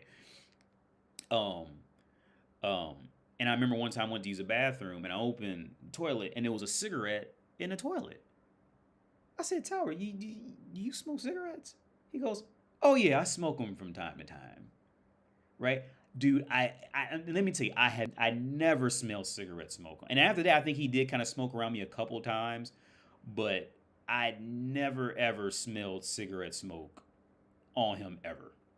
But yeah, she's like my spouse, like both of them, like unless you're around them for an extended period of time, and even then, you may never actually catch them smoking. Like she'll just sneak out on the balcony and be smoking. I won't even know, right? I'll just happen to look out and see her like standing like off somewhere smoking kind of thing. So she does smoke. She's not like a hardcore smoke. She doesn't smoke weed because I have weed here. She won't touch it. And she said it makes her sick. But she has no tattoo. She doesn't cuss. She's only raised her voice one time, and that's because now I was kind of being annoying. I was being annoying at that, and she probably doesn't remember this, but I do. We were in another room, and I said something, and she like immediately kind of fired. And this was after she had been up with the baby all night and all this shit. It was just a rough time, and she didn't even yell, but she just kind of like snapped, kind of thing. um, um, but yeah, no, she doesn't cuss. She has no tattoos. She did. We were both kind of drinking a bit when we first started dating, but she really doesn't drink a lot now. Because here's the thing: whenever she drinks, I can immediately see it in her eyes. I can tell she's or how she'll talk because like with her accent, it kind of like it's hard to explain. But like when she talks, if she's on the phone, I can tell she's even had like the smallest bit of alcohol because it's something in her like her accent kind of like almost sounds like she's deaf when she talks a little bit. Like it's hard to explain, but I can immediately tell, and it's happened a few times. I could hear it when because I know what she sounds like when she drinks. She hasn't drunk much that I know of at all. Within in the last few years. Yeah, disposable vape. Yeah, those she smokes those. It's like a machine. You put it in there and it like heats it up like that. Like it's not like a lighter. It's some IQOS. That's what it is. IQOS, some shit like that. She sounds better than most of the women in America. Yeah. Oh, she is, dude. Like it's just that thing. Like me and a buddy of mine, we were talking. He's from America too, and we were hanging out last week in this real nice place, and it's not expensive at all. Well, it's nice. It's nice. It's down there, but in the National Theater, and we were hanging out, and we were like looking at each other's girlfriends and pictures, right? And we both said the same thing about each other. You go, we've just been around them too long. It's just a human thing, right? Like, so we don't see all the beauty anymore. We don't like I said, Donald Trump doesn't think Melania is like anything super special anymore. Jay-Z's tired of Beyonce's pussy. It's just how it works, right? Like you just get so used to people, they become more of a comrade than anything else, right? If especially if it's based off of sex, and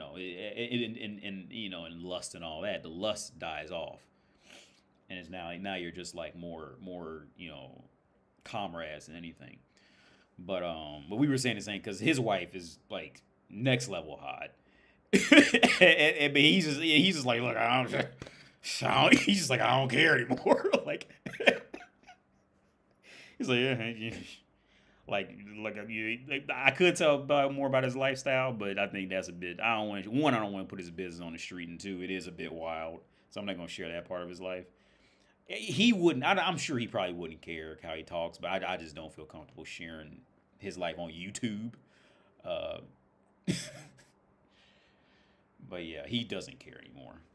In the sense of like, oh my gosh, she's so beautiful. Like he doesn't see any of it. But she's like his wife is legit one of them girls. She looks better than them Czech bitches you see in porn.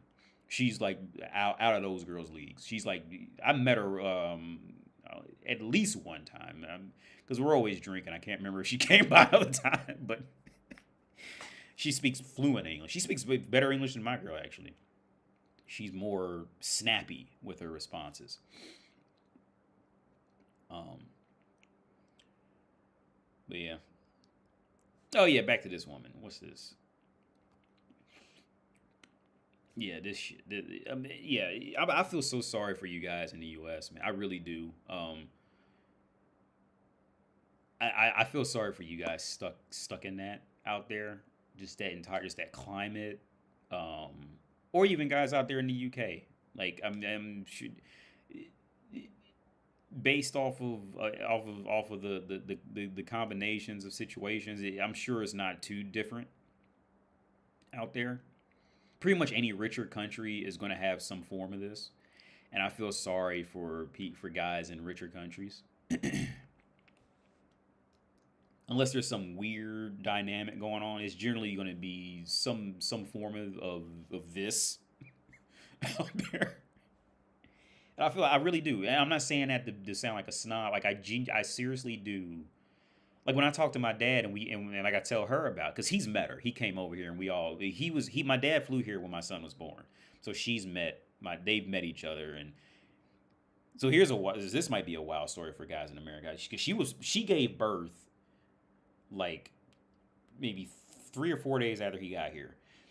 When he got here, she was in the kitchen cooking him breakfast because he was sleeping in the other room where I used to do my live streams, and she was cooking him. She cooked him. I remember one morning she cooked him a burrito. Well, she always cooked. Before the baby was born, she would always cook breakfast. Like I would wake up and there'd be just like scrambled eggs, toast every morning, just waiting in the pan because I always wake up later, right? And dinner, like she's always cooked dinner.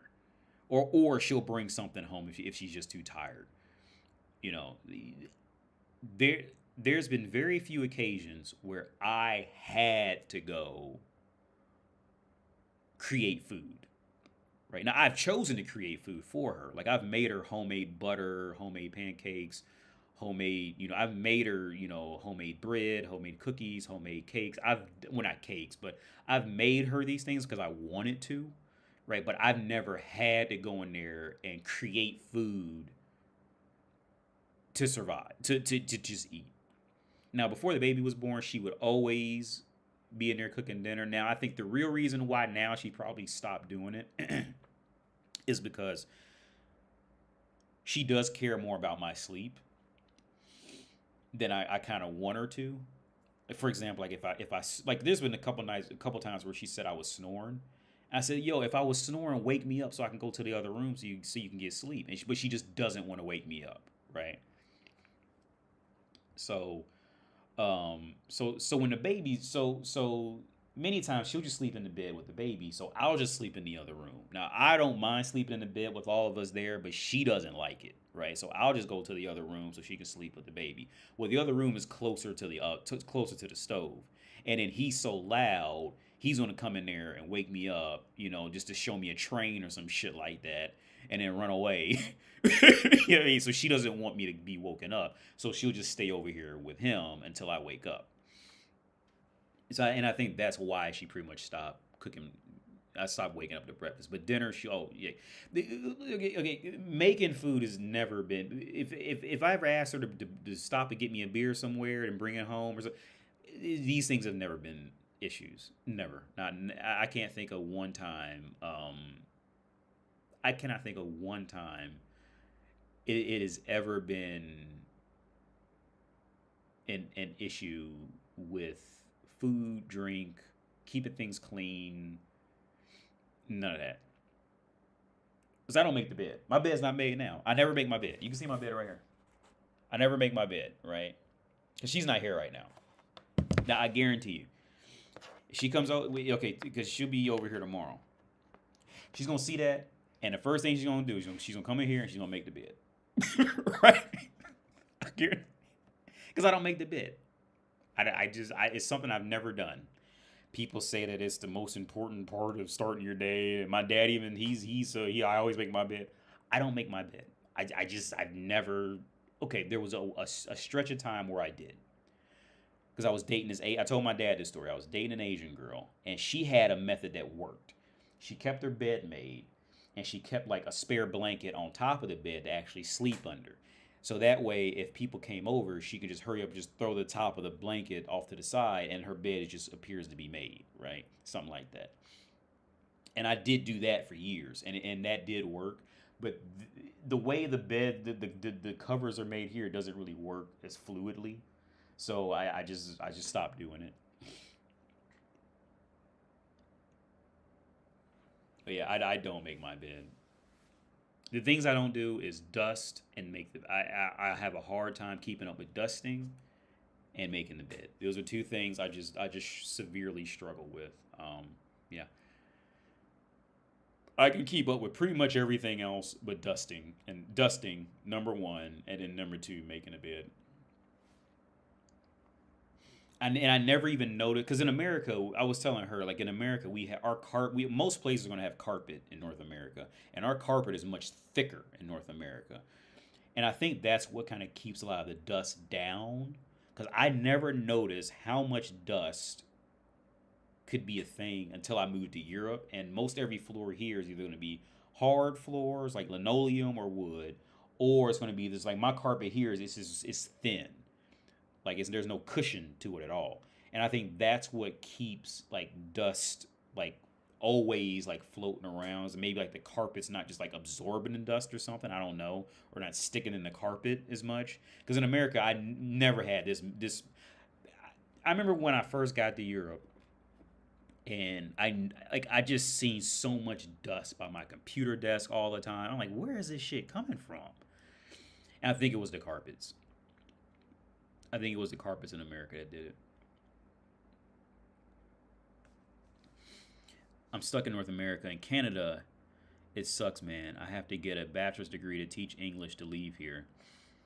Oh, 8-bit world, I'll tell you from experience, unless things have changed, which I don't think they have in many places on Earth, you can still find places where you can get away with it. You don't need a bachelor's to teach English. Now, websites will say that because they're just trying to filter out, the people who don't have who either don't know or don't have the confidence to go in there and say, like, I know how to do this anyway. Okay, the rest of the world does not necessarily use that college education like we do out in the West. Like in North America, in order to teach in a high school, I think you gotta go to get certifications and all this wild shit. Here, you don't have to do that here. Now, I do have the education, but I've known plenty of people who... I knew one dude, his name was Daniel. This dude, he was a white dude from Canada. And this dude was a felon from a young age. But when you talk to him and met him, like, you would never guess. You would look at him and think he was just like just a regular, clean cut white dude, right? And this motherfucker is the talking. This dude was in and out of penitentiaries, and it's like, what? I was like, how old are you? He's like, well, I started getting in trouble when I was 16, and he never went to college. He came here and taught English. But you got to get you're gonna have to get what's called either a TEFL certificate or another one. Now we're gonna look at it right now, and I guarantee you it's gonna say you need a bachelor's degree. How much you want to bet? It's gonna say you're gonna need a bachelor's. How much you want to bet? It's gonna say that.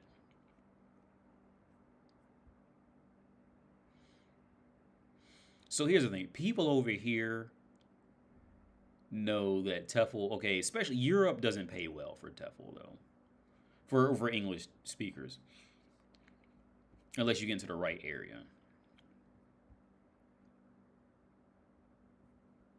Let's see if it. What? They charging $324 for this? These motherfuckers are wild. Y'all crazy for that. That ain't worth that. They are targeting Westerners with this shit because nobody else in the world has this kind of money for the pay that you gonna get with this. These motherfuckers are strictly targeting Americans with that. That they just don't even pay that site no attention. I think this is where I went. TEFL World. Yeah, this was where I went. TEFL Worldwide Prague. So let's just Google. Do you need a bachelor's degree?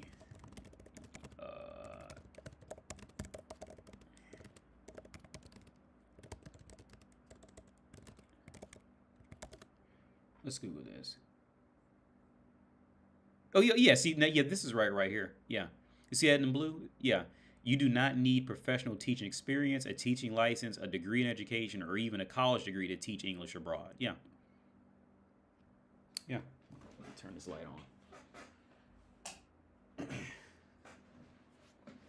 Yeah, like I said, some places and sites, they'll try to tell you that, and they just do that just to discourage you, just to weed out people who don't have the confidence to fight through it, or they just don't know. But like I said, when I came here, that was not you did not have to have education. Like I said, when I came here, I was in a grad program, a graduate degree program. I had already had my bachelor's and associate's degrees, but it was not you didn't need to have it back then. Like I said, unless things may have changed, and it doesn't look like they did.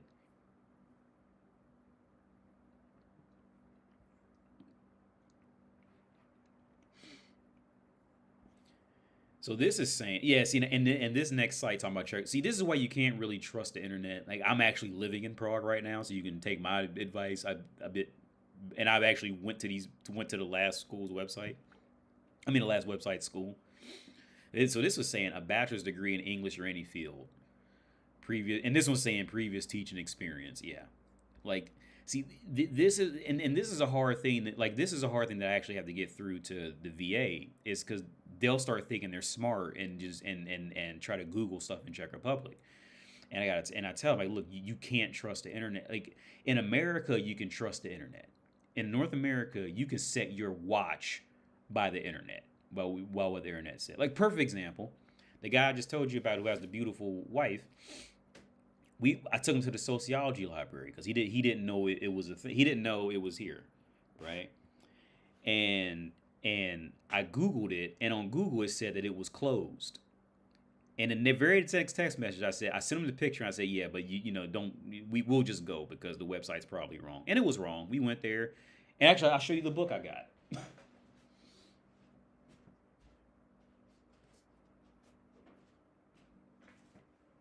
This is the book that I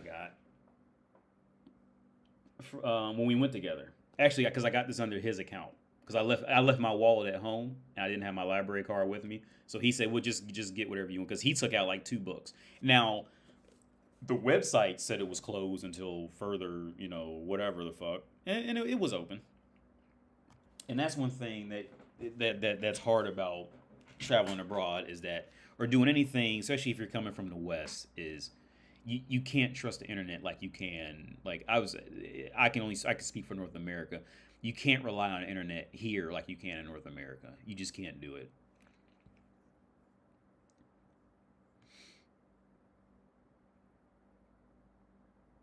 I still want you to go out and do night photography. Yeah, it would. Night photography would look pretty good here. I took a few pictures when I first got here. I was running around a little bit at night back then. Maybe when it starts to get like, I don't know, but I probably will try it. Well, I have my son all day tomorrow, so I probably won't be able to go out at night tomorrow.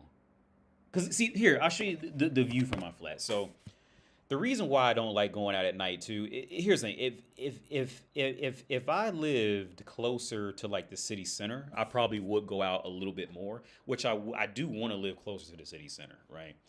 So now, to be fair, the view it looks further on YouTube.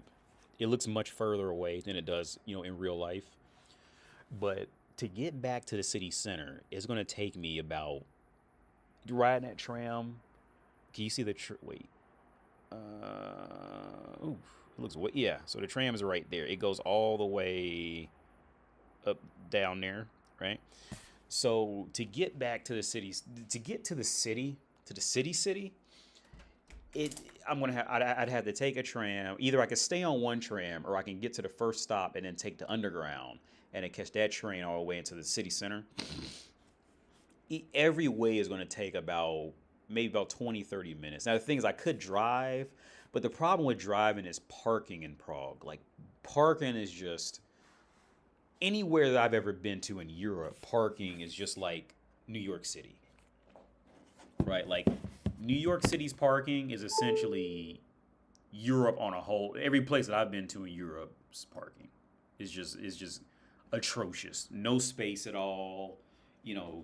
Everything's just cramped, tailored fit kind of thing. So that's why I very seldom. Actually, right now my battery's dead because here's the thing. I told my dad the battery in my car is dead. It's been dead for about a month. And I didn't even need to drive it when I checked it. But someone told me just to go check it, and the battery's dead. And I just put a new battery in it.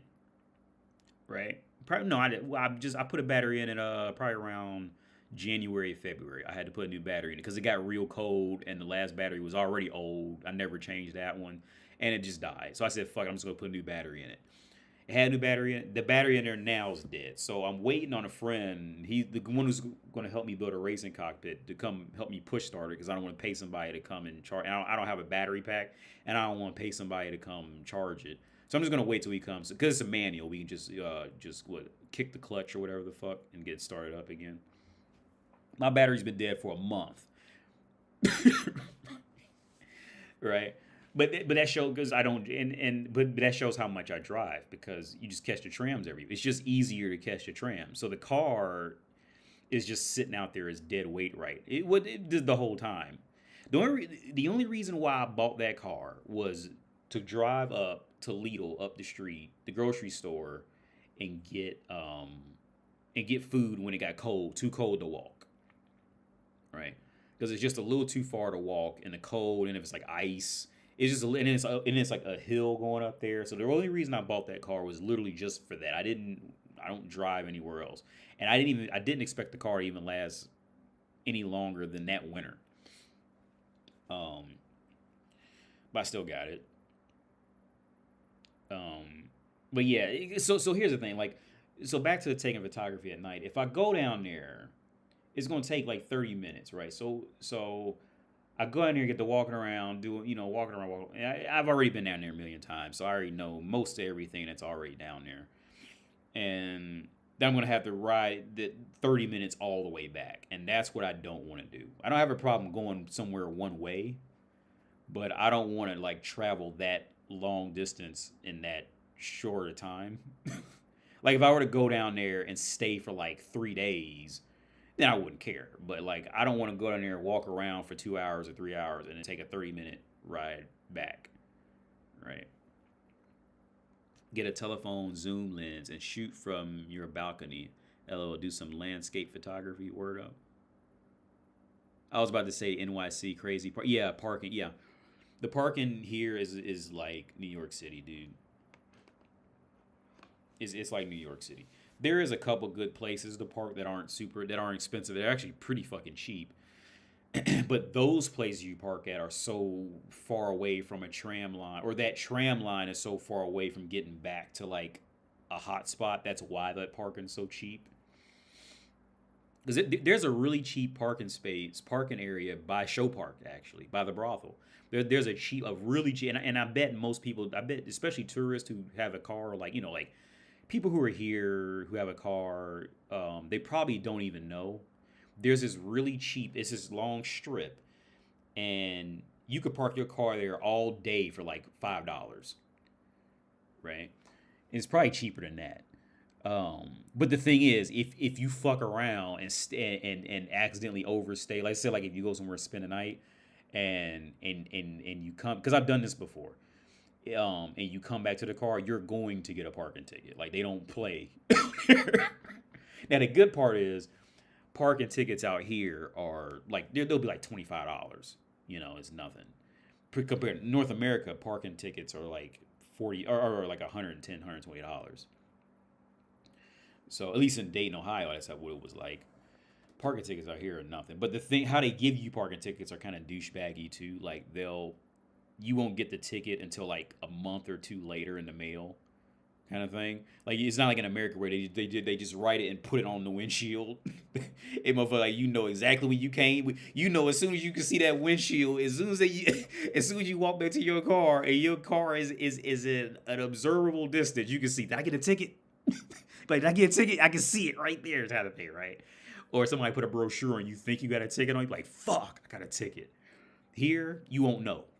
You'll come, you get your car, you think everything's good, and about a month or 2 months later, you get a letter in the mail saying that you got a ticket. The good part is it's like $20, so it's not like, it's not severely punishing, but it's just annoying how they do it. So what happens is many people just don't pay them, just like in North America. People just don't pay parking tickets, and then they'll get a boot on their car, just like North America, that thing.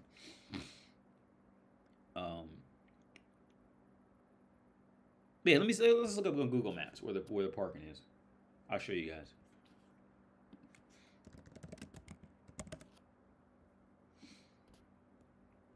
This is real cheap. Because it's over here in Hubochepi. No, that's where I am. Uh-oh. Wait, because you gotta drive this highway. I'm just gonna go the way I know on the highway.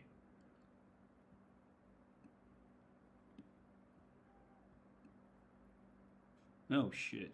I mean, I don't know. Wait, it's Harchanska. That can't be right. Hang on, let me zoom out. Because if that's not the highway. Where is this the highway? That's the tram line. Yeah, that's the... No.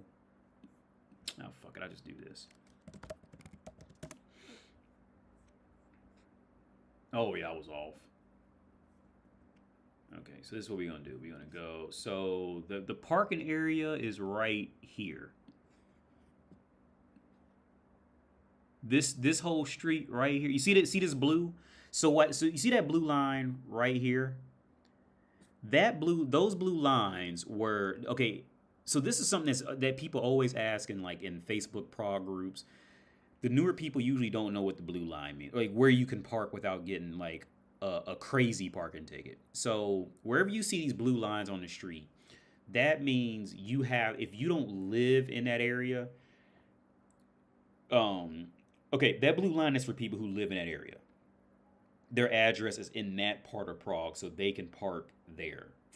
They have to pay like a 6-month fee or something like that, and then they park there, the whole time, right? Now, if you don't live in that part of Prague, I think you get like an additional, an additional punishment on the fee. So you see how this one is blue. So this whole, it's been so long since I've been over here. I think this is new.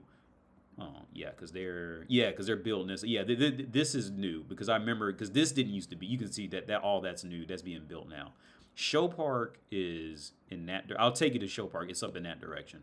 But so this is for all the people who live over there. And on the other side of the street, these don't have the blue lines. So as long as there's no blue lines, you got to go to this pay thing right here. You see this right here. You go there, and on the other side, it's like this, this thing you type in, and you got to put your driver's license and your your license plate number in it, and you pay for a ticket, and it's like $5 for the entire day. And this is by far the cheapest area that I know of. And then you put it in the windshield, and you can just leave. Right now, the thing is, like for example, I knew a girl a while back, and we had to go to foreign police, and she lived out there. So I drove out there, parked my car there, and we ended up having to stay in Liberec, Liberec, where Spider-Man: Homecoming was filmed. We had to stay in a hotel there. I can't remember why, but we ended up having to stay there. So I left my car parked here. And we ended up getting back pretty early that night, pretty early the next morning, and I still got a ticket. But yeah, so I'll tell you guys. So Show Park is, when you walk up this street, it seems far as all this clicking and zooming, but it's really not like super far. You walk up this street.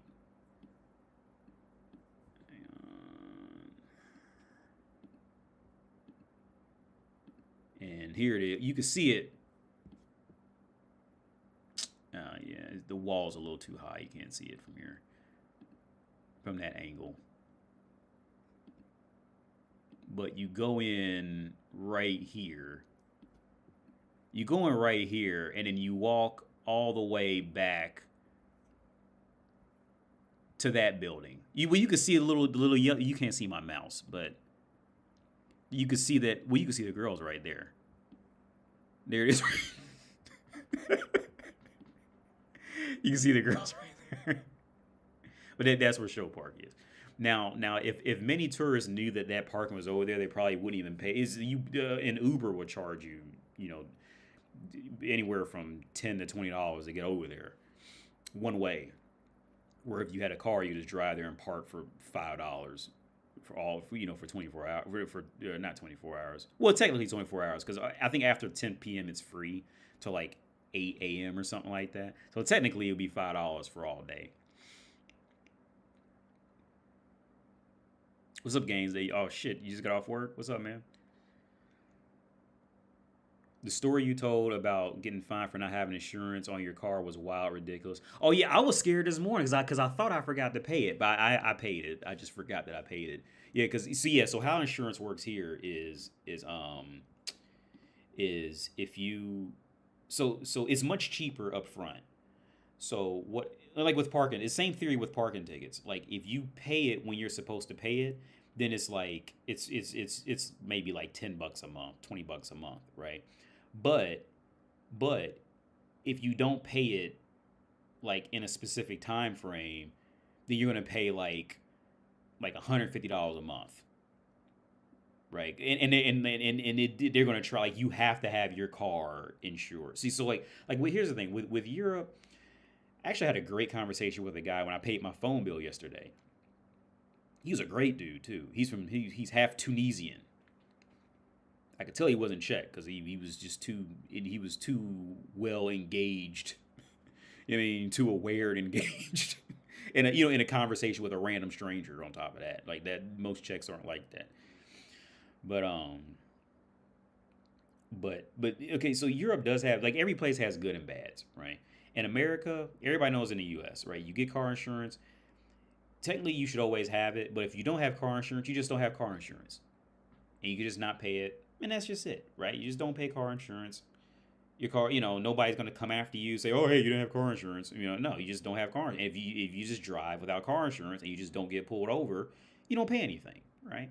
Well, here, you have to have car insurance at all times in some kind of way. And if you don't, that car is weirdly tied to you in a deeper way, to where, like, if your car is not insured, the state will come after you for like for an exorbitant rate every month until you put car insurance on it, right? So it's like so Czech Republic does not do the credit score like we do in North America.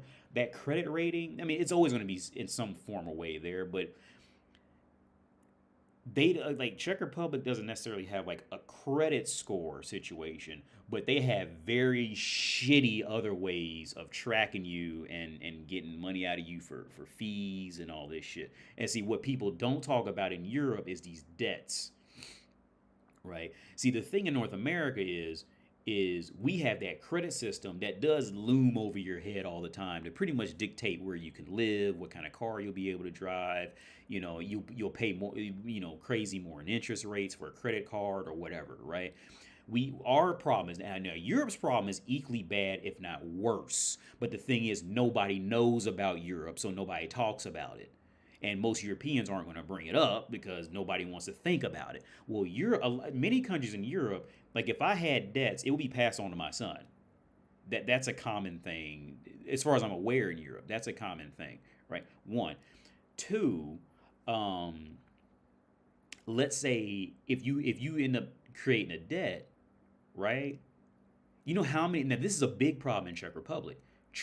Public transportation fees. Everybody rides a tram here. Well, guess what? If you get caught in a tram without a ticket, well, yeah, you're gonna get a fee, probably like $40, something like that, which I think is a bit high. You'll get like a $50 ticket for not having a ticket to ride the tram. But get this. If you don't pay, now Europe's thing is the upfront costs are not exorbitant, but if you don't pay it within that allotted time frame, it wildly spins out of control. And see, these are the areas that these people who are so gung-ho about Europe and free healthcare and all this, these are parts that don't get talked about, right? So for example, if you have a debt, right, it works similar in North America, but in a far more scumbaggy way, right? So in America, let's say you have a debt. It gets sold off to like collections, and collections sells off somebody else, and they sell it off somebody else. It may collect a little bit of interest, but it's generally going to stay within the confines of how it originated, right?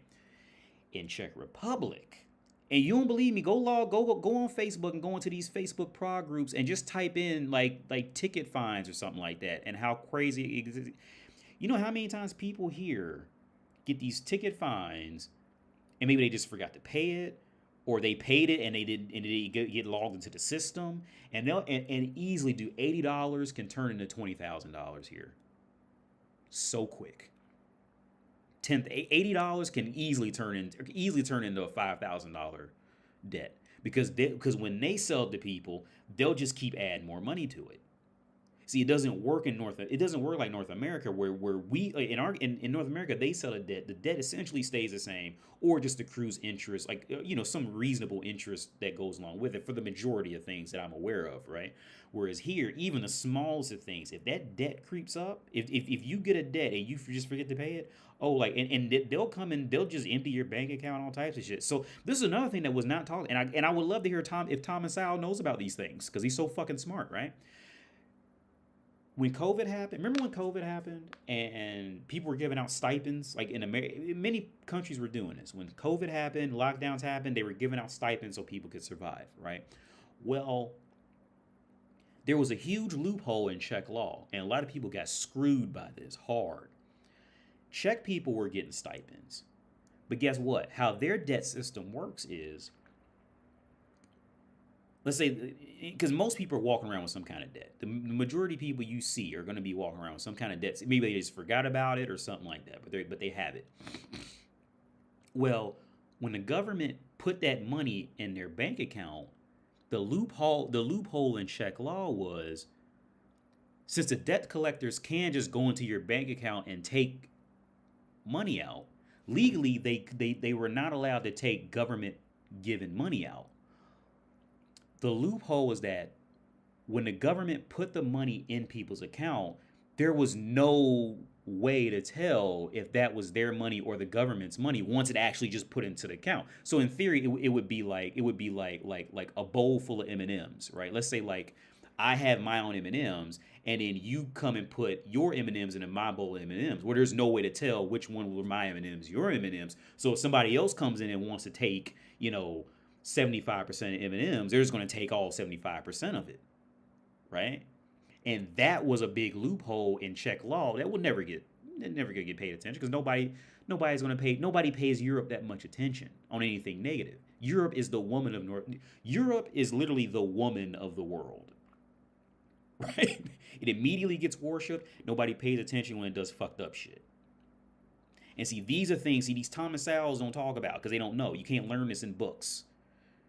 You're not going to hear you're not going to hear this in documentaries. So when they gave these people out these stipends, very few people actually got to keep the money, because the Czech law was fucked up. They were just going in and just taking all the money, all the money that they owed for. Let's say the stipend was like $1,500 a month, right? Well, if the person owed let's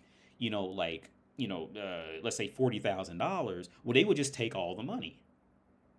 So it just set them up to be robbed. There was no way to tell what money was the state-funded government money or what money was that person's money. So they got robbed, and there was nothing they could do about it. See, these are the stories Thomas Sowell doesn't walk around and talk about while he's sucking white cock on YouTube. See, he's not talking. Nobody talks about these things. And Europeans don't like to bring it up because they don't want to think about it, because they're probably in a position themselves. Right? So it's easier just to make fun of North America. Right? See, these are things that they see. ABC News, CNN News, Tom Brokaw. These motherfuckers ain't walking around talking about this shit. 60 Minutes ain't coming up with documentaries about this shit. No. Now, if Africa did it, it'd be headline news. But no, keep that quiet. Shh. Nobody talks about that. And see, it's all these little things that gets me so riled up to where you'd think I'm just an angry black man, but it's just reality of it. It's fucked up. See, nobody talked about how when the Ukrainians came here, Ukraine, it's hard for Ukrainians to even find a flat to rent because it was known that you couldn't get them out once they came, because they didn't have any money. They ran out of money. See, these stories don't make it to CNN unless they could spend some victim shit out of it. These stories don't make it to ABC World News and all this shit. So I'm just an angry black man who's ignorant in North America. I mean, I'm sorry, in Europe, right? Like that's the default run to, right? Because how dare you say this? Like if I was talking about a woman, I'm just angry.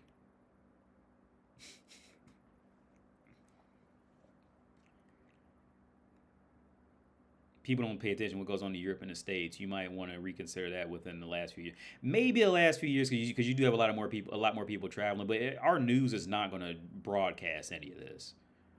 I guarantee you, people don't know anything what I just told. Okay, Americans have no idea how debt works, how the reality of how. People don't know the reality about the healthcare system here. I do, because I was in it. Right? I remember when I got my first job and I hurt my back at my job and I had to get MRI. That's where I got my first MRI at, was actually in Prague. And I remember waiting in line. Dude, the lines are atrocious. Whenever you go to it's the same in any country, but here, I mean, it was really next level bad. And on top of that, the hospitals here look like a hospital in the hood in North America.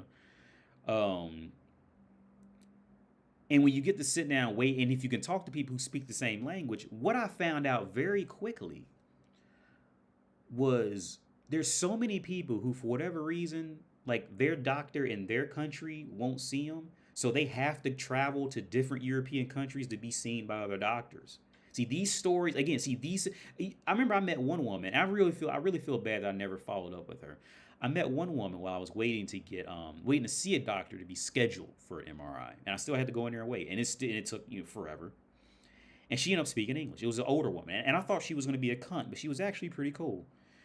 And she was from Switzerland, and her family owned a hotel. And because she invited me to come out there to stay at the hotel, stay at her family's hotel, and talk and hang out. And she told me her story of how she ended up in Prague. Because she asked me how I ended up in Prague. So I said, I moved here, blah, blah, blah. So she told me, I'm from Switzerland. And my doctor, they won't see me. And I've had this problem. It's so bad, and they won't see me. So I had to start going to different European countries. And I've heard that Prague is the best for pretty much the richer countries. Like they want the richer people to come here, but they don't want the poor people to come here, right? It's the same thing anywhere you go, right? It's not just Prague. It's just how people are. And I quickly found out that many people in Europe have to do, like, even when you look at like people who do hair transplants and shit like that, the first thing they do is go off to Hungary and Turkey, right? Because either it's going to be too expensive in their home country, or they're just not going to do it in their home country, right? See, it's these complications. Like no place, and when I say this, I'm not trying to say Europe is evil, but what I'm saying is no place has it all. Everybody has something fucked up, right? But again, I think Europe is the woman. To be more clear, I think Europe is the white woman of the world, right? Nobody is ever going to focus on anything negative for too long about Europe, right? And Africa is the black man of the world, right? Like Africa, India, any Muslim country, that these are the black people of the world. Like they'll get immediate scrutiny for anything they did because their suffering must be their fault, and this and that, and you know that. Whereas Europe is essentially the white woman of the world. Nobody's gonna really hurt. Nobody's gonna focus too hard on its negatives. The fact that it can't protect itself, the fact that, you know, these issues with you know, pretty much anything that takes more than one level of thought, any type of customer service, nobody focus. Very few. Even if you mention it, you'll probably get, you know, either downvoted to hell or, you know, some shit like that for bringing it up, right? About Europe. Now, if you say about North America, people love to jump on that bandwagon, but Europe, no, you're evil for saying that.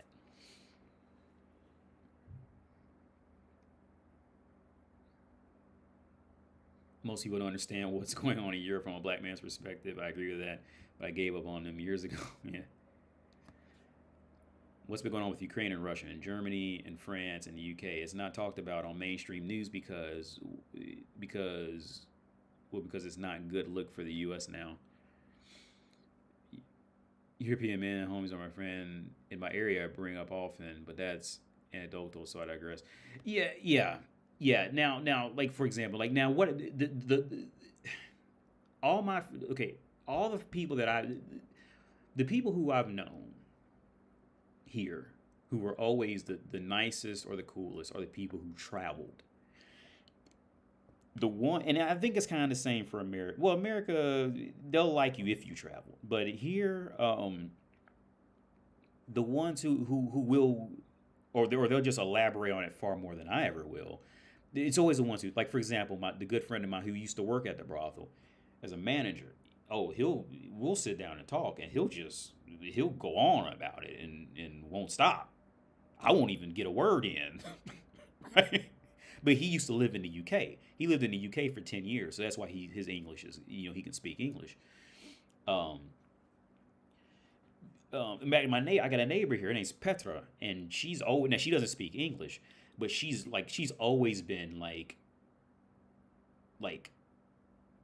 next level courteous and just nice to me. Not like I want to fuck you or anything like that, but just like, oh, what's going on? Like, okay, I don't speak English. Like, I don't speak Czech. You don't speak English, but we can try to, you know, meet in the middle with our, you know, horrible languages. Like, right? Like, and she's always been like, but it's the ones who've clearly never traveled. Those are the ones who like will just slaughter you if you say the slightest negative thing about like their country. They'll just slaughter you. Like you're just the devil reincarnate to them, kind of thing. Because my girl, she grew up in Italy, so she gets it. She, like I said, all my friends here, everybody who I've ever known here that I've got along. Well, no, let me take that back. There was a community when I lived in Czech, you know, they don't travel much at all. Now because their family owned that bar, and they were always great to me. They were always great to me. Always great. Maybe it's because how I just ended up sliding into that shit.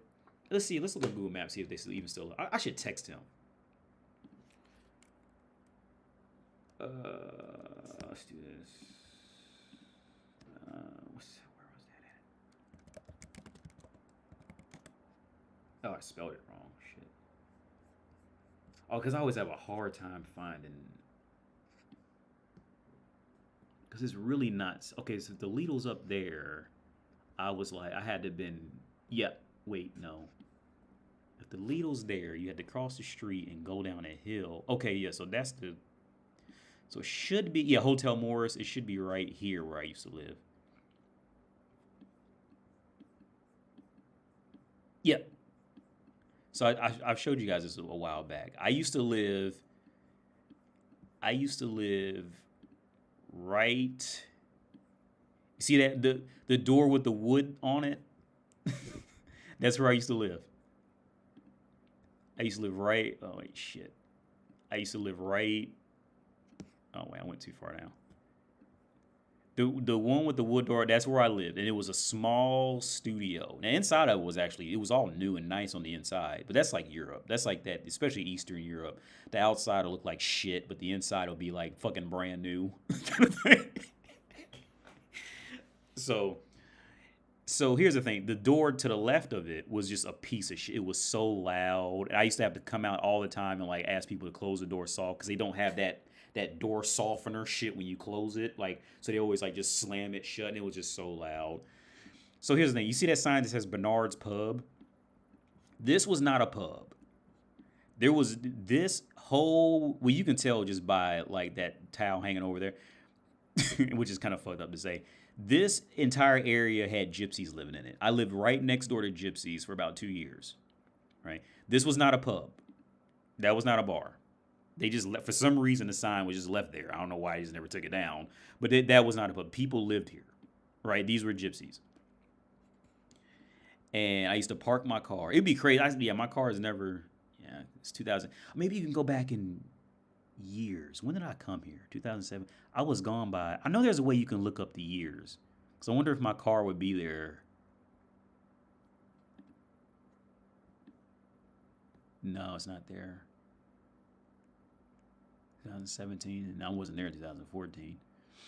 It's not, but I used to park over there. And so remember, so I used to live right where that wood door is.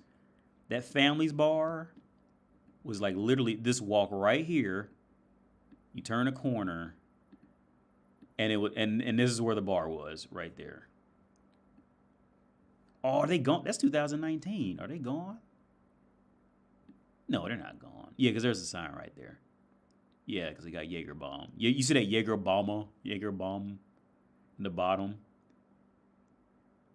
37 Czech crowns. So it's like $1.50. So one beer, 30 Czech crowns. That's like $1.50. Pilsen, that's like their, I think all beer tastes the same, but Pilsen, they want 41 crowns for that. Those are typical prices for beers in Czech Republic. Well, at least back then, inflation kind of hit and things got a little wild. And you could walk down here, and then their city. This was their city center down here. Oh, what did I just do? Yeah, this was the city center, and that's where I lived for about 2 years. And the part that sucked was getting groceries. The only thing that really sucked about it, where I lived, was going out to get groceries, because the nearest grocery store, I used to have to walk all the way down here. And here's the thing, you can't really feel how it felt in pictures, because it kind of just looks like some back alley shit, but it really wasn't. Oh shit, what did I just do? Make the Hotel Morris, that corner. Yeah. So the nearest grocery store, I used to have to walk all the way down here, if my computer will go right. On down this street, all the way.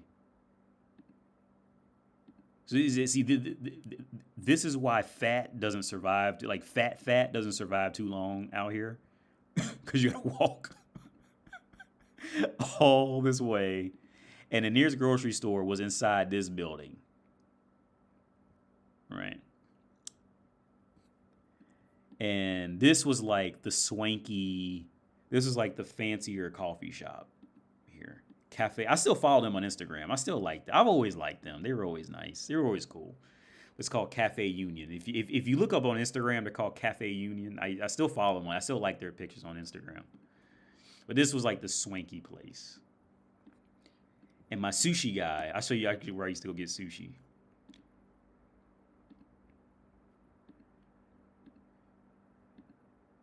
Even if I walk in there now, he immediately remembers me. Well, two people still immediately remember me. There was one candy store. Yeah, here's the EC Sushi Bar. That was my sushi place I used to go to right there. Sushi bar. And there was a candy store right next to it. And here's the thing. I remember because I took my girl there. We went there for the first time. And it was like middle of summer. It was hot as fuck. And as soon as you walk over there, the woman who knew me from before, I hadn't been there for like 4 years, something like that. Because I'm the only black dude she's probably ever seen. Right? As soon as she sees me, she goes, Wendell! Right? In perfect English. And so that helps my girl to know that I was like, relatively well looked after if somebody were to do that. But sushi guy immediately recognized me. As soon as I walk in, he just starts laughing because he remembers. Here's the thing. The sushi guy here, he sees me and starts laughing, right? The reason why he starts laughing is because he remembers. That's where I learned how to use chopsticks. Because I never knew how to use chopsticks. I always loved sushi, but I never knew how to use chopsticks. And he remembers when I sat in there, I went to him for about 2 weeks straight until I figured out how to use chopsticks. And I embarrassed the fuck out of myself, dude. Like, kids would even laugh at me. And I was a scary black man, right? They would laugh because I was like trying to hold it. And then I would like just kind of hold it with the chopstick and just drop it in the soy sauce. And it would splash all over me and be like, fuck. And the kid just start laughing or start looking at me like I'm weird. So, and he would like kind of like smile and smirk because he knew I didn't know how to do it, right? But I kept going back until I fucking figured out how to use chopsticks. And I figured that shit out.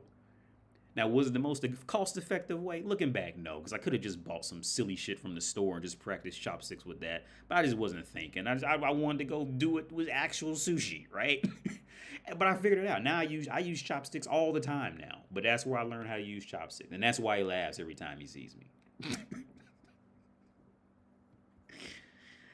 But yeah. This is why fat doesn't survive. Yeah. But yeah, it's memories about Chescalipa, man. I ain't been here in a long time.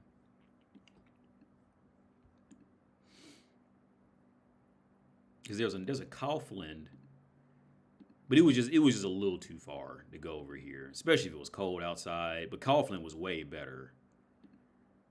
Because it was like a what do we call those? Now all Walmarts are big, but back when Walmart first started, Walmart was not like it's like back there. Kaufland's like way back there. But remember back in the days when like Walmart wasn't as huge. This was probably maybe like 2000, something like that. This is probably about 2002-ish. You had some Walmarts that were huge, and then other Walmarts were just like kind of big, right? Now all of them are just like, all Walmarts are just like, they sell bikes, garden equipment, guns, audio equipment, electronics, PlayStations, food. Now all of them are like that. Kaufland and Globus. Tesco is like kind of there here. Tesco, it depends on which Tesco you go to, but all Tescos kind of have a bit of variety, but Globus is about the best one here. That's close to Walmart. Globus Hypermarket. They call it hypermarkets here. I don't know what they call it. I think in the U.S., I don't know what we call them in the U.S., but here they call them. If it has hypermarket next to it, then that means it's like an American Walmart, like in terms of like how much shit they sell and the wide variety, like home stuff. You could decorate your home in it, shit like that. But they're not super common because it's space. They always take up a lot of space, and Europe really isn't good with space like that. But yeah. But then you go back to dealing with, you go from living a life like this, and then you go back to America listening to women talk. It's just like, ugh. Like, I didn't even, like, I'll forget that this shit even exists. Right? I just completely, like I said when I started the live stream, my everyday life these women who think they're classy and they've become something. Like, my everyday life is just out of their fucking league, dude. But she'll think she's better than me, right? Like, or potentially will think she's better than me, right? Because she may be taller than me or something like that, right? My everyday life is what she can only dream, to have enough courage to even walk down one street by herself. Because remember, this area, like, this is a small town outside of a capital city. None of these people, very few of these people you're gonna see anywhere in here are gonna speak English, right? So do you really have the courage to be out here alone, not speaking? You can't talk to at least 80% of everybody you see is not gonna speak. At least 80% of the population that you're gonna be around is not gonna be able to communicate with you at all in an intelligible format, right? And then you go back to this shit. Or some some Instagram floozy, or any woman on the Kendra show. These clowns. You go, like, you live this type of lifestyle, or you seen The View from my flat. You somebody in my position, you live this kind of life, and then you go back and then you listen to these types. You entertain this type of mentality, this type of just people who you can tell clearly never, they'll be too, like a life event for them would be fucking stay in a hotel for a week, a county over kind of thing, right? Like, that's like a life event. That's like a life, have to pack for had to have three weeks worth of packing to go stay in a hotel for a week on, in the next county over type shit. That's a big move. Like, dude, I literally wake up completely fucking lost. Because get this, I was talking to a friend of mine, right? And I didn't want to be rude. I didn't want to be rude to him or anything, because he was a friend from years ago. He's always been a great guy. He's always been a great guy. But it's just one of those things in life, you kind of drift apart for whatever reason. Especially as you start hitting 30 and over. You start creating families, and life happens. But I texted him a while back, because he didn't know I had a baby. He has 2 kids now. And he has kids with I remember when he met his girlfriend that he's with now. I remember when he met her, because I remember he brought her back. We all came back to his apartment, and I always liked her. She was always cool. I always did like her. And I tell him, I said, I'm asking him, I said, yeah, like, but his kids are bigger than mine, obviously. I said, like, how did your kids react to going to school? Because, like, my son, he's, like, super shy. And he goes, yeah, like, they'll work out of it when they go to school, blah, blah, blah, blah, blah. And I said, yeah, man, that's the other thing I'm worried about is school, because we're sending them to an international school that's got kids from, they're speaking French, Greek, all, like, because you can go in there and you see the families, like, they always have these national awareness events. So I go to them. And you go in there, man, and you just see all these just like, these reports on, like, hi, I'm from, my mom is from Czech Republic and my dad is from, Saudi Arabia. And in our country, the fucking apple, it came out of our country or some shit like that, right? And I'm like, and then I have, like, their fucking language, like, written on this shit. I'm like, oh my God, like, it sounds cool and it sounds interesting, and it'll be like all different types of Italy, Greek, Indian, South African, Nigeria. Is all these and it's just all this shit from all these different fucking places on the earth, right? Which sounds cool, and you see a woman like this, like, like, this shit sounds cool, right? But it's a complication. Like, it's rough, right? Because now it's like, oh my God, like, what is this motherfucking rate? Like, what language is he gonna start talking when he comes home tomorrow? Like, wait, what is he gonna start? I don't know what language my son's even gonna start speaking. It's like, so my friend, I told him that, and he goes, well, that sounds interesting. And my immediate thought was, fuck no, this shit's not interesting. These are things that sound fun, but these are things that sound fun and they sound like a fantasy. But and here's to be honest, I wouldn't have it any other way. I would prefer this, but in the end, it is a complication. It's a complication.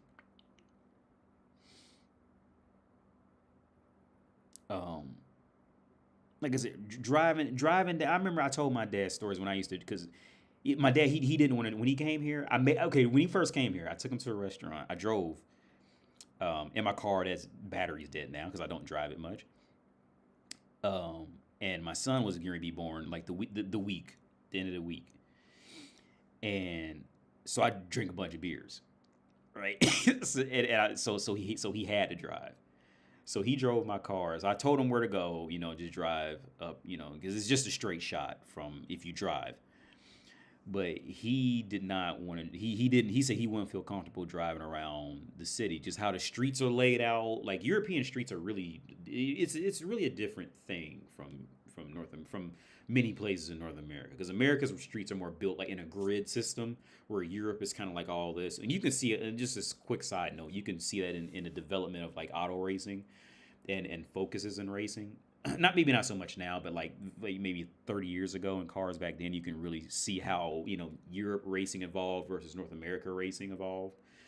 And the focus on like you just brute strength versus agility. But yeah, he said he just would never feel comfortable driving. And I told him stories like, oh God, like when I first came here, driving on the highway was, especially at night, was a complete nightmare, dude.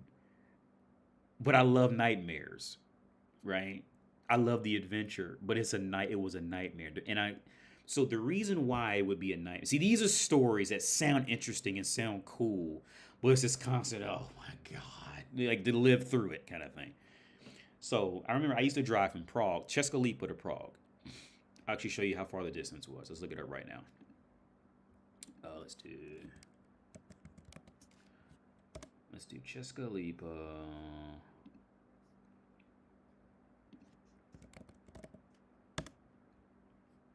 So this is how far the drive was, Czech to Prague. Okay, it says I'm back now.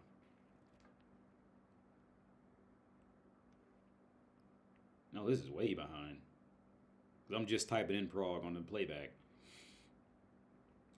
So the reason why it would be such a nightmare is because when you're driving at night and you don't understand Czech, you can't read it. Well, there's street signs that are written in Czech. All the signs are in Czech, right?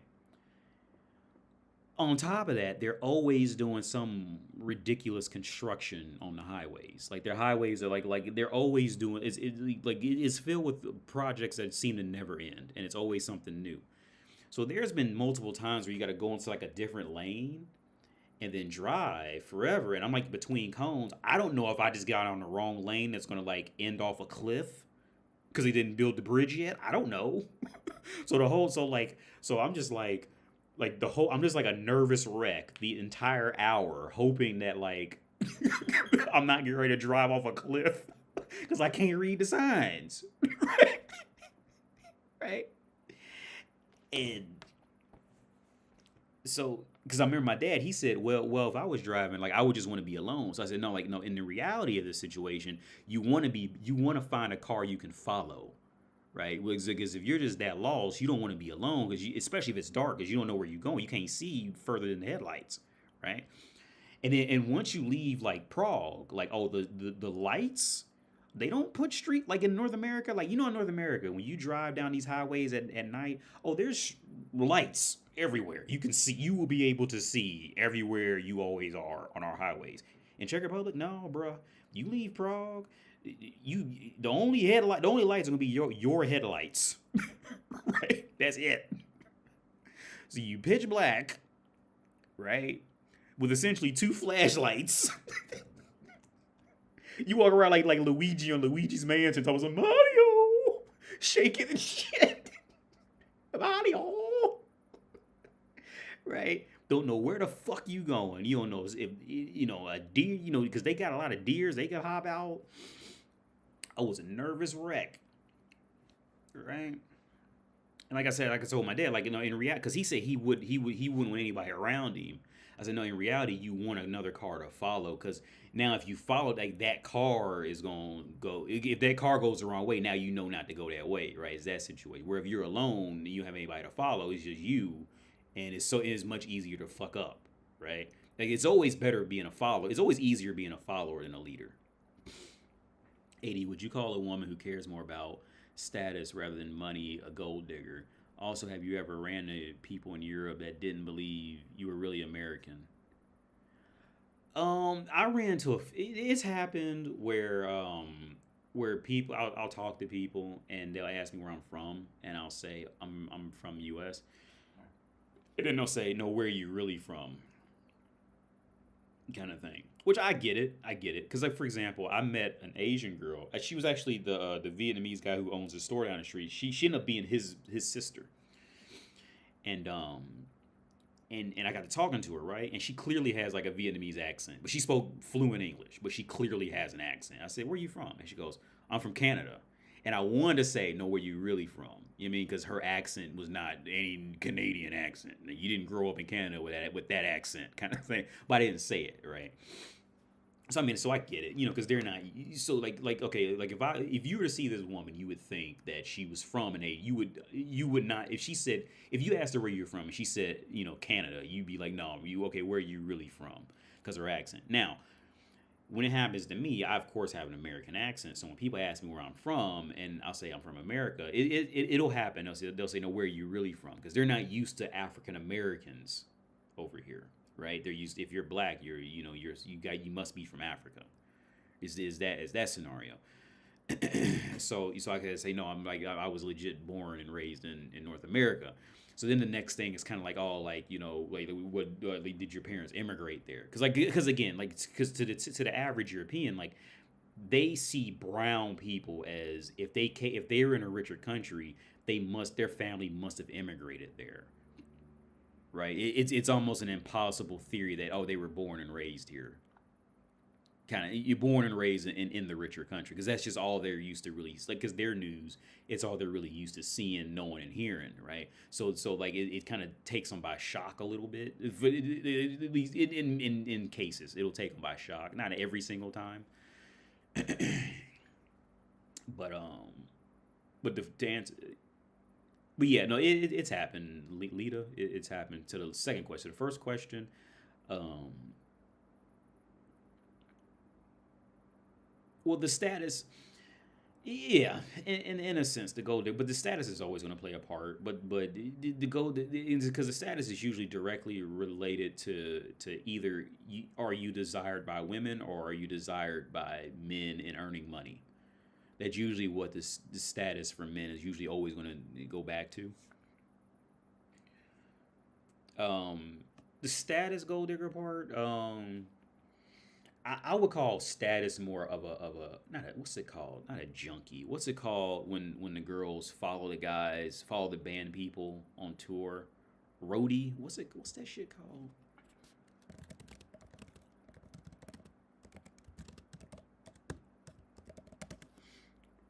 A groupie, that's what it is. I would call those women more a groupie more than a gold digger. Yeah, when everybody, yeah. I now see PTR. Yeah, groupie. I said junkie. Yeah, groupie. Yeah. But yeah, man, like the hard part of so when I talk to my dad, he's in the U.S. and he tells me stories about the women there, and it's almost like I just feel so removed, and to me it's just a thing of the past to deal with like this type of shit, right? It's just so much a thing of the past for me that it's almost hard for me to believe it's still really there, and it's hard for me. Honestly, it's hard for me to connect with guys living in environments where women like just simply this demeanor. There's just lack of femininity, even if she's being direct and talking about something. There's a complete lack of femininity in her, right? And it's not because she's just not for the fact that she's talking about something knowledgeable, because you can still talk about something knowledgeable and still have feminine traits. Like I say, in North America, it's as if femininity is not accepted unless you're completely gorgeous. If you're not like indisputably completely gorgeous, then the woman's not allowed to be feminine anymore, right? It's this weird jump. Whereas like over here, women are allowed to be feminine. They can still be like they're allowed to be feminine, even if they're not like the most attractive woman. They're allowed to still be feminine and be proud that they have a femininity about them, right? So, so coming back to like in the rare cases where I have found women who were just a bit like it's far rare. It's far more rare to find women here that are in any way, shape, or form butch.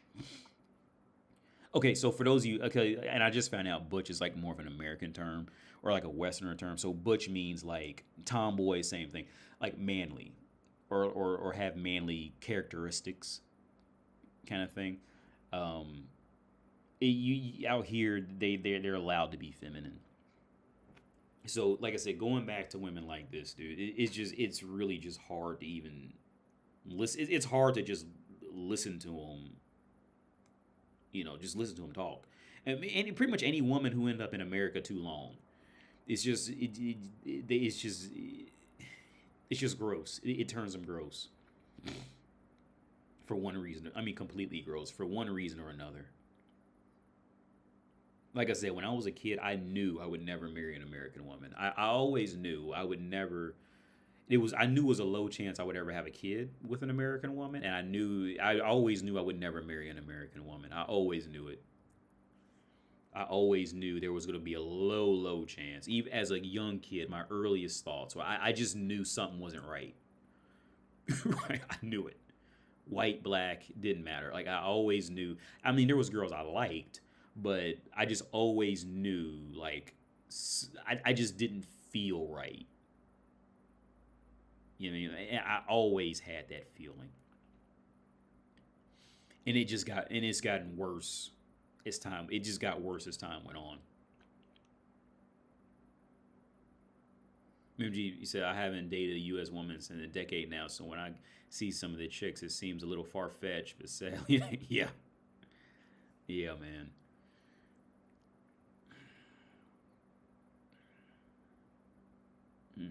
I'm gonna get out of here because it's 10:13. It's dark outside.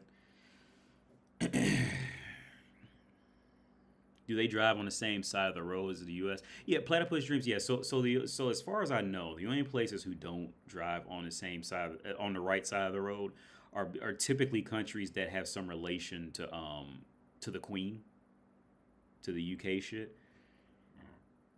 And even some of those, I think they've converted to right, if I'm not mistaken. I think in South Africa they drive on the right side. I'm not sure. Don't quote me on that. I think in South America they do, but like Japan, because I think Japan has some ties to the Queen in some kind of way. But it's usually countries that have some ties to that Queen. They drive on the left side of the road. But most other countries drive on the right side of the road. I've never driven a car on the left side of the road. I've seen some here, and it's really weird to see your first time. Like if you're in the car, right? It was really disjointing for me. I remember the first time I was with my ex-wife in Scotland, and we rode one of those typical Scottish cabs. Those those big, look like they're from the 1940s type of shit.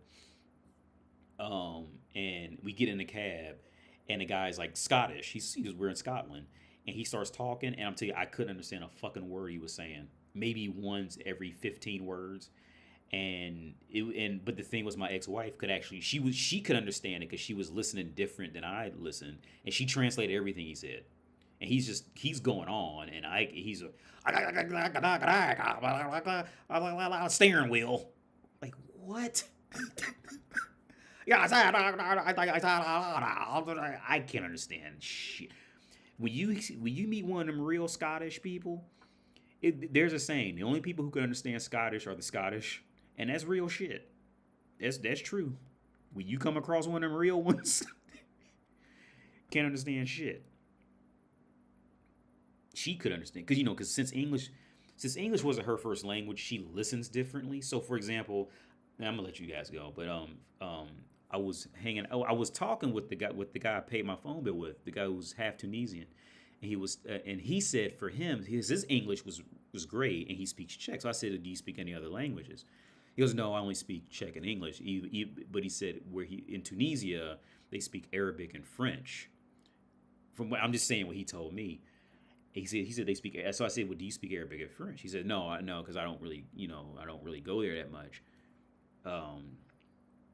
And what I found strange was that to him, and it makes sense to me in a weird way. It makes sense to him since he only knows Czech and English, which are two very difficult languages to learn if you only know one, right? To him, learning French and like the Spanish languages, or the French/Spanish languages, like French, Italian, Spanish. I would kind of throw Romanian in there because Romanian, if you ever took time to learn Romanian, I did take time to learn Romanian for a little while. There are a lot of words in there that are pretty much a mixture of French and Italian. Like if you can speak French or Italian, you can understand some Romanian, either through how it's spelled or how it's spoken. Kind of like how English and German is. Like if you look at it long enough or hear it long enough, you can start hearing some consistencies in it. Some, not a lot, but some, right?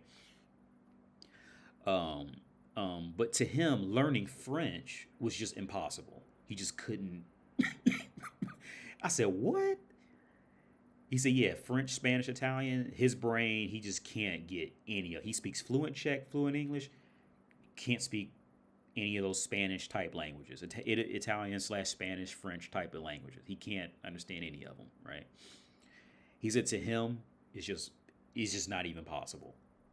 And then think about it now that I have experience with languages, I can see that to him he doesn't have that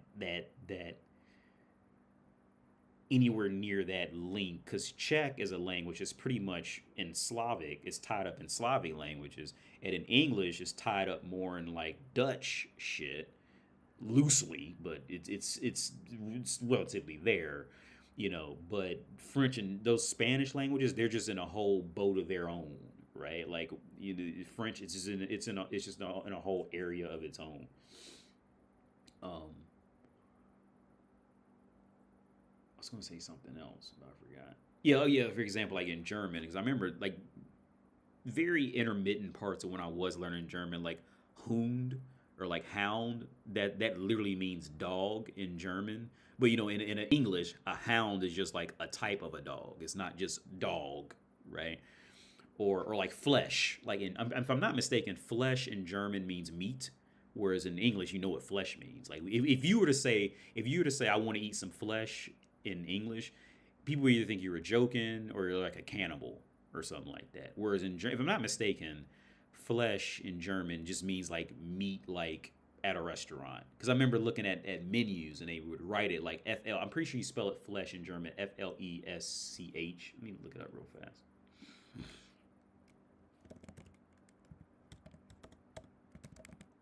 And that's the thing about living in Europe. Like you're gonna come across. You're just going to come across many of these European languages wherever you go, because especially if you're in a tourist. What am I doing? Oh, it's in Czech. Shit. Oh wait. How do you spell? How the fuck do you spell? Germany's Nemetsko in Czech, but how the fuck do you spell German? The German language. Oh, here it is. Yeah, I spelled it wrong. FLEISCH. Yeah, it's spelled flesh. Like I said, in English, in America, if you were to say out, if you went to a restaurant and said I want to eat some flesh, motherfuckers think you talking about a human. They gonna think you talking about some meat that's not desirable, right? Unless you're just that type of dude who talks like that. You were joking, right?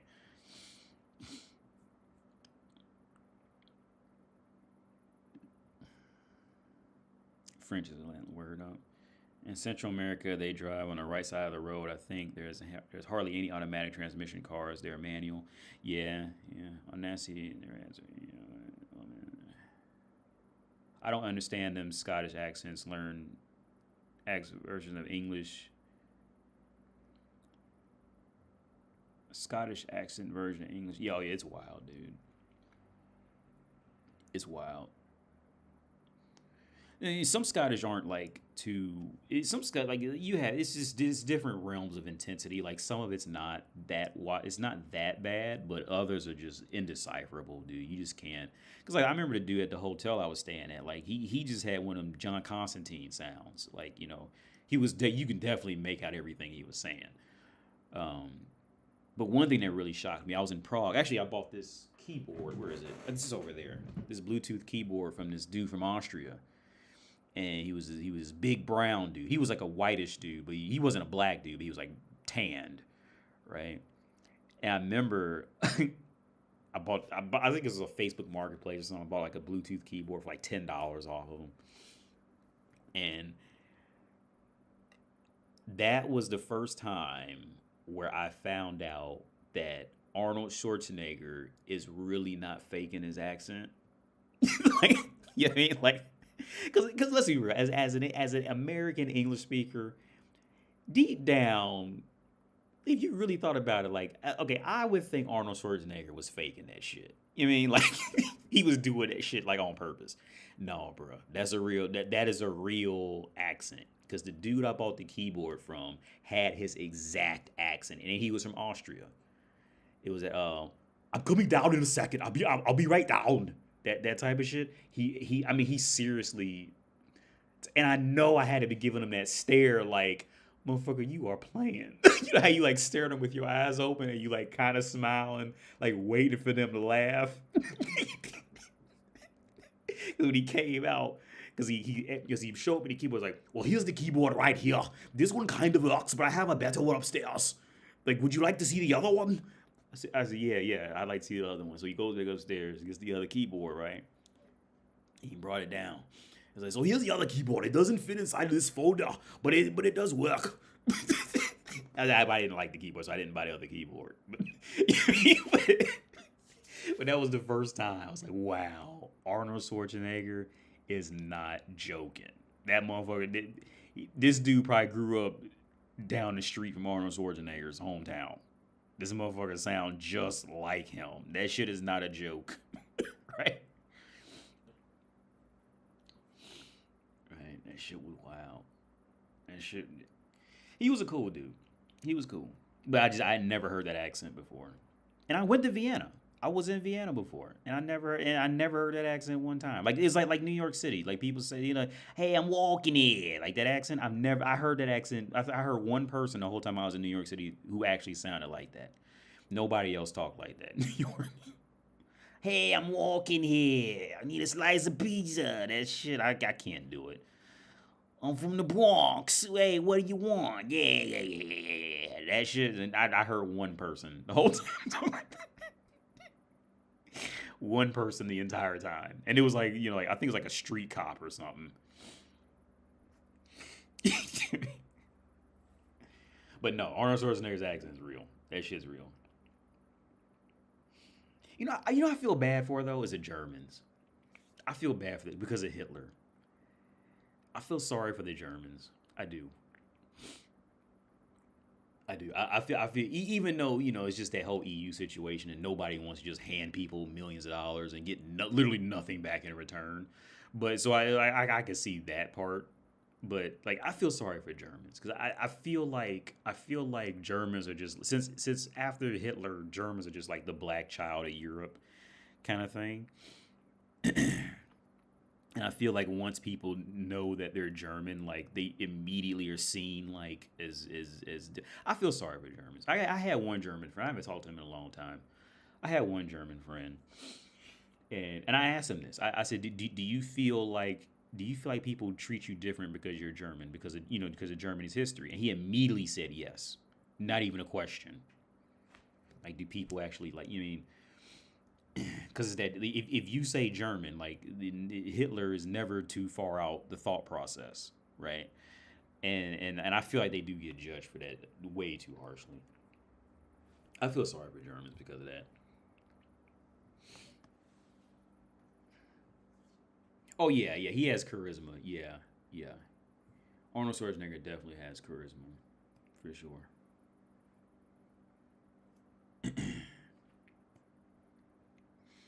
I met a French dude out here. I never even called him. Because he has 2 kids, and he speaks fluent English. Because I remember I asked him, I said, you don't have a French accent. He goes, oh no, I work at it, but it still comes out from time to time, right? And I said, well, how'd you end up in Prague? He said, oh, because my girlfriend's Czech, and so I end up here. I said, yeah, that was really wow. So we got to talk, and I said, well, what do you do for a living? He goes, oh, I'm in the wine business. I was kind of like laugh and say, yeah, that's like the most stereotypical shit I've ever heard. A French dude in the wine. But he's a real cool dude. He was really cool. Because he's sending his kids to the French school I showed you guys a while back. Because we was talking about that. Real cool dude.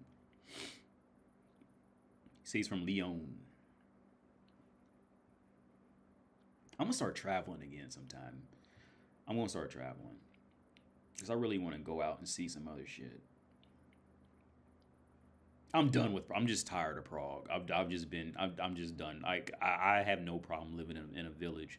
I'm just done with Prague. Like, because I don't own this flat. If me and a landlord were to fall out for whatever reason, like, I'd be sad because I'm used to coming back here and I know this flat. But, like, in terms of living, like, I would immediately look forward to, like, moving somewhere else. I really would. Like, I'm just tired. I don't care for Prague anymore. Like, I'm just done. Because the people, like Prague people are shit usually. Like, you find cool people here, but for the most part, Prague it's like New York. Like how New Yorkers get the reputation for being rude, which I honestly didn't find New Yorkers to be rude. I think they were just to the point. I never found New Yorkers to be rude ever. Like I said, I think New Yorkers just get directly to the point. I think, like I said before, I think New York is just Europe. I think it's New York is about the best place you can go in the U.S. to get to get any idea what the rest of the world's actually like. They just get to the point, no nonsense, which is fine with me. Like, get to the point, no nonsense, cool, right? But Prague is what is Prague versus the rest of Czech Republic is like how New York is seen versus the rest of the U.S. Right, like the people there are shit in that general social community. Like, the people are going to be much ruder relative to like the people outside. Right, once you leave Prague, people get way much nicer. Like the girl Petra, my neighbor, because I knew she couldn't have been from Prague because she was just too nice. And so she's from Moravia, which is about 3 hours south. Let's look it up. It's about 3 hours southeast. Well, Moravia is not a city. It's a hang on. Moravia is not a city. It's like a county. It's like a section.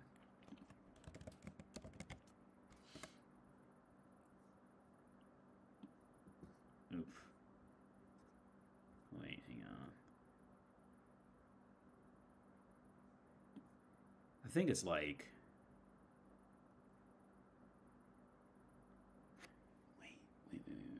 Moravia's got, I think it's like somewhere down here by Brno. So if you guys if anybody's in like motorcycle racing, there's a famous motorcycle track in Brno. Brno is literally how it's spelled. I went with somebody to Olomouc. Beautiful. I would love to live in Olomouc. Olomouc is essentially Prague, but much more reasonably priced and much more cleaner. Olomouc was, when we went there, I was immediately, well, I don't know where this is, but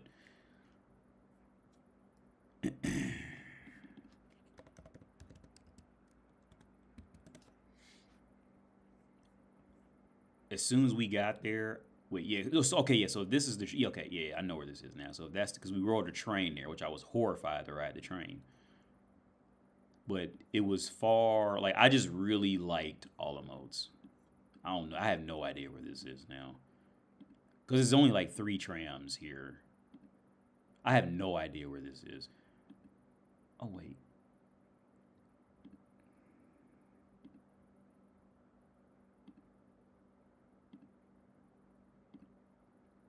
But I guarantee if you go to Olomouc, people be much nicer. Prague is it's just city living. People are a bit more, they're just, and especially if you don't speak the language, they won't have any time to really talk to you. But yeah, I would highly recommend Olomouc. Highly recommend that. That place was just beautiful. It's not the fast paced shit of Prague where everybody's running in and out of a tram or running out of a train, and it's just it's the perfect blend of like Česká Lípa and Prague. The perfect blend. Česká Lípa is a little too slow, but Prague is just a little too fast and rude. And Olomouc was just like the perfect. But you're not going to find as many people speaking English in Olomouc. That's the only problem. Once you leave Prague, you're not going to find anywhere near as many people speaking English. That's the only downside of it. So I think my Czech is good enough where like I can go to Olomouc alone right now and be okay. I'm not gonna like starve to death or some shit like that. When I first came here, I probably would have fucked up. But now my Czech is good enough to where I can go alone and be fine. Nowhere near fluent, but the thing is they'll think I'm fluent. Because I've learned the accent when I speak Czech, but I'm nowhere, because they'll think I'm fluent and then just start blah, blah, blah, blah, blah. I'm like, yo, dude, I don't know. I know the words you said, but because of their grammar, just knowing the words doesn't mean a whole lot. Right? Like, their grammar is not like ours. So like somebody will speak fast and I can understand maybe 60 to 70% of the words in many cases, but their grammar is so different, like how the word ended or how it started can make it mean a completely different meaning sometimes, or something just different in general, or like any language, it could just sound like another word that I thought they were trying to say, right? And I just can't follow it.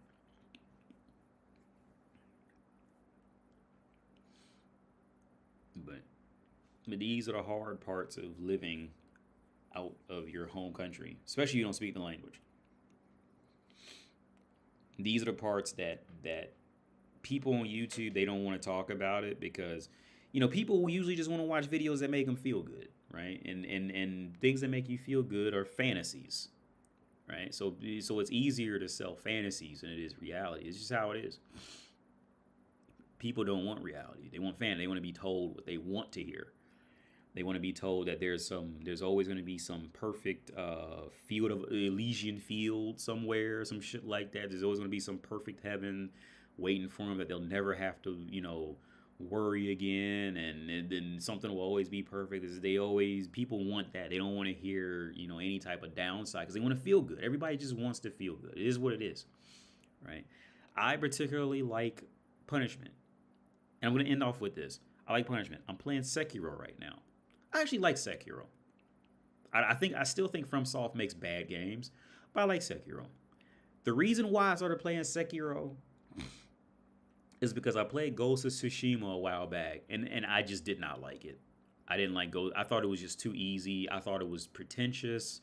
I thought Ghost of Tsushima perfectly is the perfect embodiment of white culture idolizing Asian culture.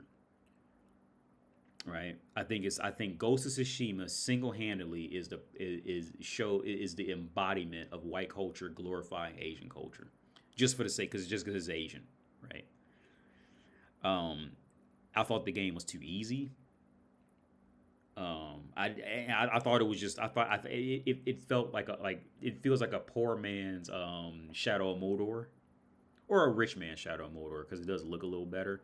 You just kind of go to these areas and just wipe out, kill a bunch of people, then run off to another area, kill a bunch of people. You just go to these certain areas, you just annihilate the entire tribe of people. Which Sekiro's the same shit, but it just felt, I just didn't like Ghost. I just dislike Ghost of Tsushima. So as I was playing Ghost of Tsushima, however you pronounce it, I started thinking about Sekiro, right? And Sekiro's the opposite field. It's just like Sekiro's like the opposite problem. It's just punishingly difficult, right? So so I got back into Sekiro, and because I think the last time I tried to play it, I just kind of lost interest after I got to the boss fight with the guy on a horse. I just lost because I just didn't want to block the whole time, and like I really want to just like attack something, and you can't. In Sekiro is just not one of those games. Just Souls games are not those games you can do that in. So I just lost interest in it. So I went back to it yesterday or day before yesterday, and I really like Sekiro, but yo, peace out, MG Verde. I really like Sekiro, but I think it's just a little too punishing. I just beat who did I just beat? I just beat that seven something guy, which he was pretty fucking hard. He has this long staff. He was a mini boss, but he was a hard mini boss. I just beat him. You got to walk up these. You don't have to walk up the stairs, but he's at the top of these stairs. He's a hard mini boss. I just beat him. Then I beat some guy with like this big pot, like slams you with it. I beat him. I one shotted him. Not one shot, but I beat him in one try.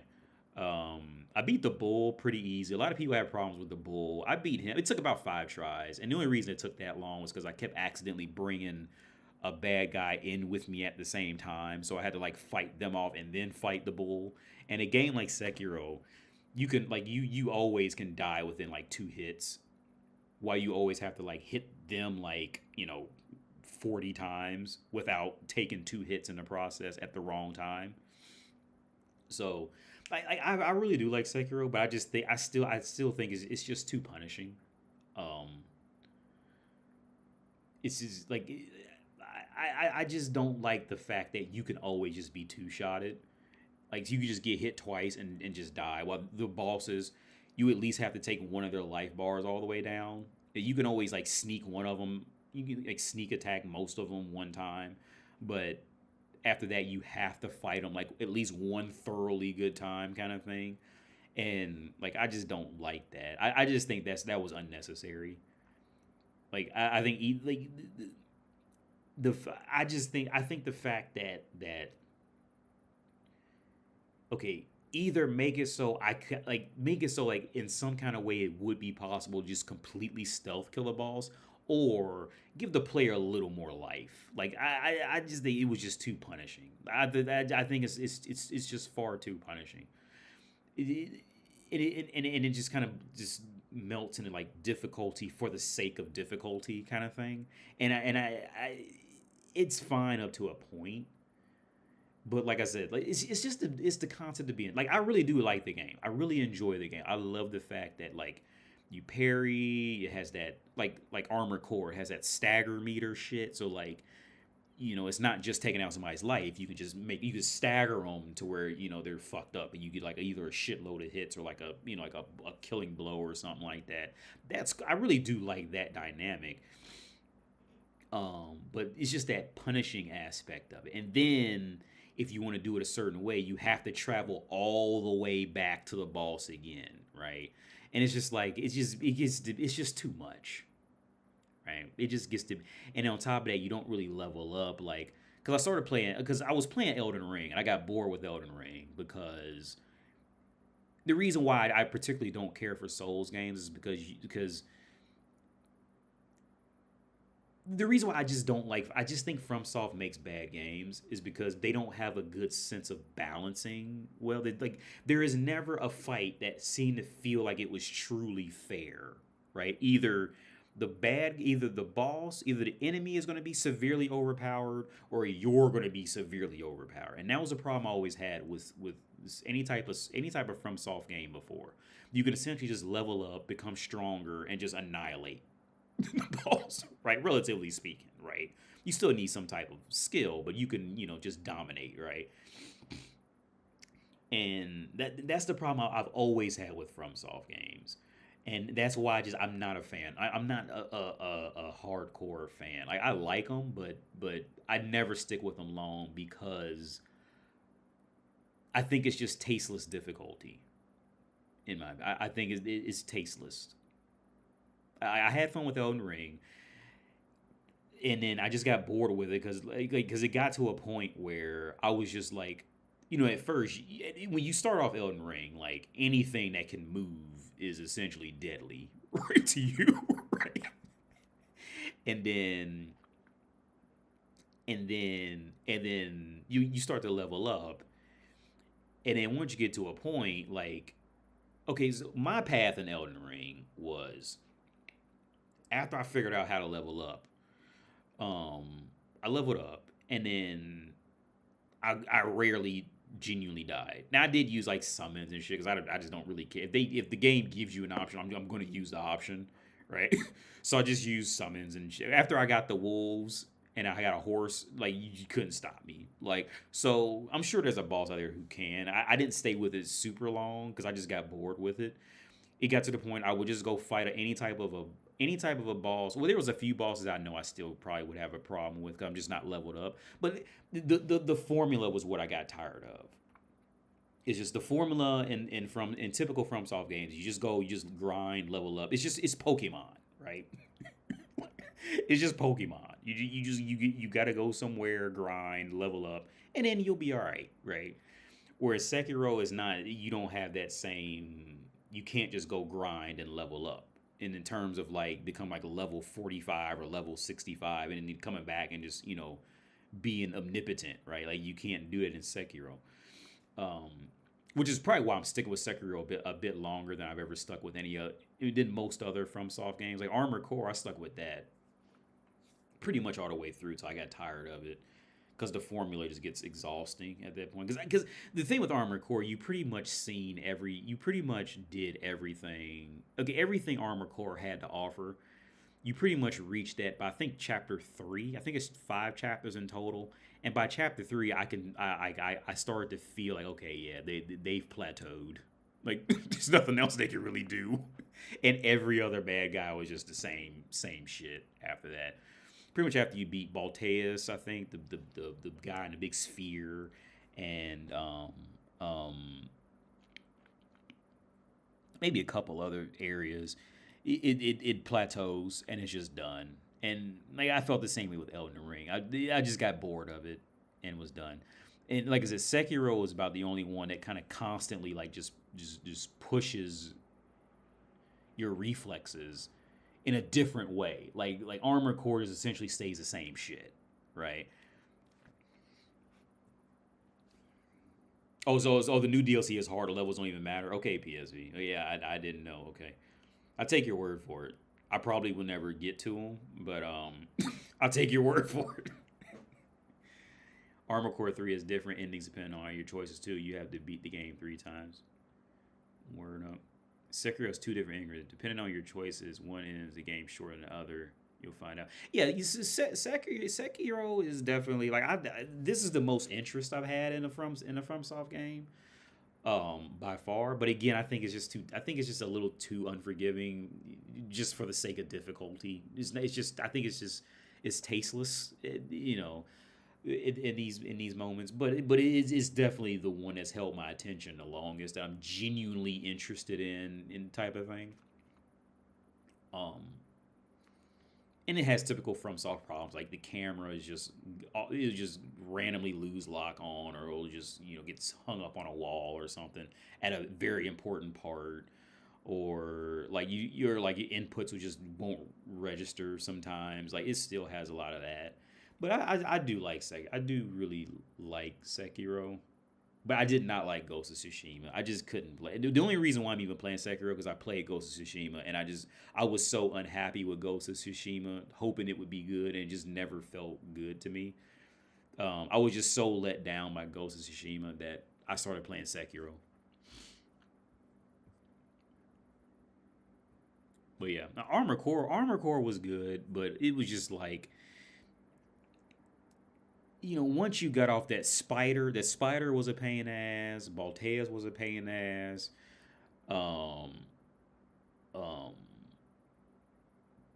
Pretty much every other boss was definitely manageable. I'm not saying I beat them in like the first try, but they were definitely manageable, kind of thing, right? But but in the end, it was just a glorified. It was Zone of the Enders Souls Edition. So for those of you who don't know Zone of the Enders, I'll show you guys Zone of the Enders. It was just Zone of the Enders Souls Edition, which is, in my opinion, was a much better game.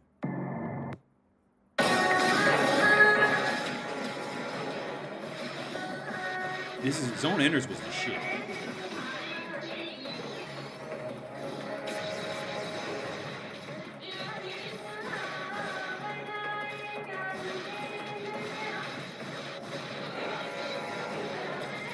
This version's not really doing a lot. And I wanted to Zone of Enders 2. Zone of Enders, the second Runners was great. More refined controls at the time. Navigate through his drop-down menu. Having said that, Zone of Enders 2 was like Zone of Enders 2 was one of those games that was made when creativity was still a major concern, right? And I think and that's the other area where like Armored Core, where FromSoft just doesn't do great things. It just kind of relies on just give the enemy a 1,000,000 HP health bar kind of thing, and that's like, you know, and I hate the bash FromSoft, but it just is what it like. FromSoft, they just don't develop, right? Like it just doesn't grow. Zone of the Enders was like one of those Metal Gear Solids where like they came up with genuinely creative ways to make fights, like genuinely, completely, not just, oh, I got to figure out, you know, this particular build, or I just use magic on this guy. Like it was like genuinely like creative scenarios and ways and situations that happen. Like I would compare Zone of the Enders to Sekiro like Spider-Man from the animated series movies. So like Spider-Man's now. What made Spider-Man great and amazing in the comics was that he would always run out of webbing or something would go wrong, and he was always kind of like really fighting like three things at the same time, right? It was always a scenario, right? It wasn't, oh, I'm Spider-Man, I just swoop in with my webs and beat you up. Like, and that's all the movies turn into now. It's just, and that's why Spider-Man's just, the Spider-Man movies now are just dog shit. Because they don't understand, like, the reason why the Spider-Man comic books always did great was because Spider-Man was always, he couldn't pay his electric bill, or his webbing ran out in the fight, or somebody broke his web shooter. They broke one web shooter, or both of them were fucked up, or you know, something happened. There was something, and I think that's part of the reason why Spider-Man 2 was regarded as like the best Spider-Man movie, not only because of Doc Octopus, but the fact that Spider-Man genuinely lost his powers in the movie for really no reason at all, right? This is why Spider-Man did so well. If you look back at anything of Spider-Man, when Spider-Man actually does well, when it's something that's made, it's because something in the character was going wrong and the character had to fight through it, right? And the reason why Spider-Man movies now, they'll do good because of what Spider-Man did in the past, but the Spider-Man movies now are forgettable at best, right? Because they forgot that, right? And I think that's where FromSoft is fucked up. And that's why I still think Zone of Enders is the better game. It's because Zone of Enders had a conscious storyline. It had conscious issues, problems that were going on with it. These FromSoft games are just like, hey, you're here. This world's depressing, and now go fight hard people. Like, Sekiro has a little story, but it's still like, hey, you're here. We're all depressed. Go fight strong people, and it's just it. Right? Nothing really ever goes like horribly. I mean, there's no creative addition to it, right? And these are reasons why I think FromSoft is just I don't think they make good games. They've been making the same game over and over again for the last 20 years, right? And then they're good in their own way. Like nobody else is really doing that anymore. Of just these depressing worlds that are beautiful at the same time, but depressing. And they have these great views and these types of things, but it's just like it's like I found Elden Ring. Elden Ring got to become boring and stale to me. I like it, I still like it, but it just got stale, right? I get it. I'm gonna run somewhere. There's gonna be some boss. I'm eventually gonna come across a boss who's just gonna just like, one or two shot me. I get it. You're having fun. Knowing that I'm gonna die to this. You made this intentionally for me to get wrecked. I get it. like it grows stale, right? Now, and I still think Zone of Enders, between Zone of Enders and Armored Core, I think Zone of Enders is overall still the better game. Because Zone of Enders, it had issues where, like, the robot you control, his name was Jehuti. And Jehuti was essentially Iron Man before Iron Man came out. Like, it had an AI on it that would talk to you. And this was done before Iron Man and Jarvis was ever even a thing. And things would happen where, it would say, I'm reading 2 enemy objects and you'd only see one, and like the whole you don't know what the fuck's going on, or it'd be sorry, but Dash, we are severely we are severely damaged, and he'd be talking like, well, what's wrong? Well, based off the readings, I'm seeing that Dash, the javelin attack, these things are not functional. I highly advise you leave this fight, kind of thing. See, it was all these little things that made it just. These are all the things that FromSoft, they just don't understand. Just don't get it, right? And then on top of that, it's like this punishing situation. And I think that's what, like, and again, I gotta say, I'm playing Sekiro right now. I like Sekiro. I played Elden Ring. I got bored of Elden. I got bored with it. Just like I got bored. I played Dark Souls 3 Remastered. I got bored with that. I just got bored with it. And I just never. I think I deleted it because I just got bored. There's no sense of character with their games. Like Sekiro is about the only one. And looking back, I think the only reason why I'm sticking with Sekiro is because there is at least a little bit more of like a story that's going with it all. And I think that's one of the only reasons why I'm really sticking with it as long as I did with this. I'm sure I'm not like super far in it, but this is the longest it's held my attention. But I still think Zone of Enders is second runner. 1 just didn't age particularly well. It's still a good game, but it just came out it's just much older. 2 aged a bit better. Maybe not as well as I'm remembering. Maybe it's a bit nostalgia for me. But I still think 2 is just like the much better, much better. But two Zone of Enders again. Zone of Enders was made in that theory like of Metal Gear, where like it was still in a time period where genuine creativity was more important than sheer difficulty, right? Like there was taste to it. There was tasteful game making at the time. FromSoft is kind of like just devolved into just difficulty for the sake of difficulty kind of thing with no real attention to detail to anything else, right? It's just difficulty for the sake of difficulty for the sake of difficulty with difficulty for the sake of difficulty, right? Like, and I just think it's tasteless. I don't think they make good games.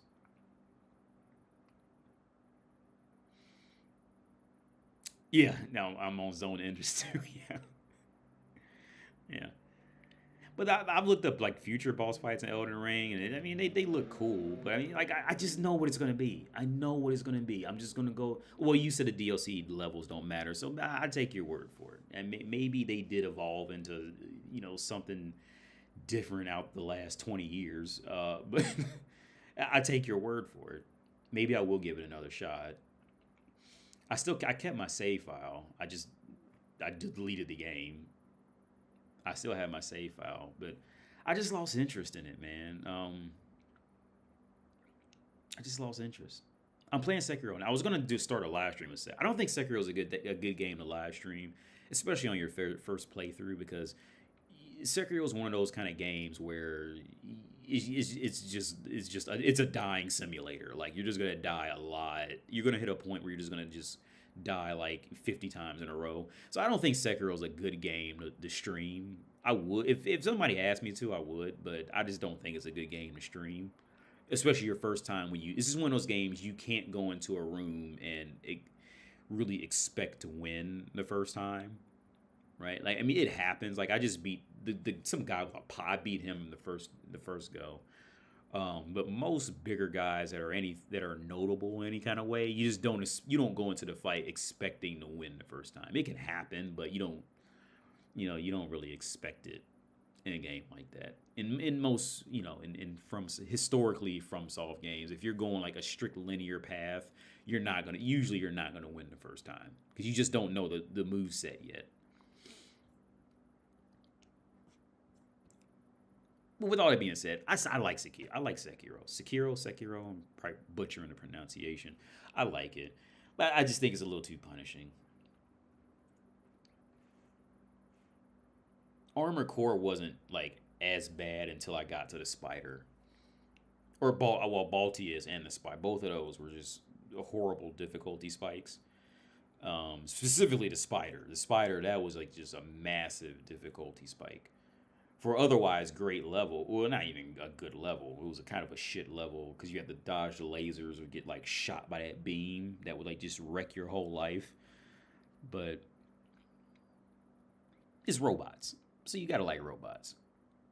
Any robot game that's even halfway decently made is going to get my attention. But yeah, I've been on for 3.5 hours. I'm out of here, man. Y'all have a good day, evening, night. It's going on 11. I was on for a whole nother hour talking about video games. But y'all have a good night, evening, day. I'll catch y'all later, man. Peace out.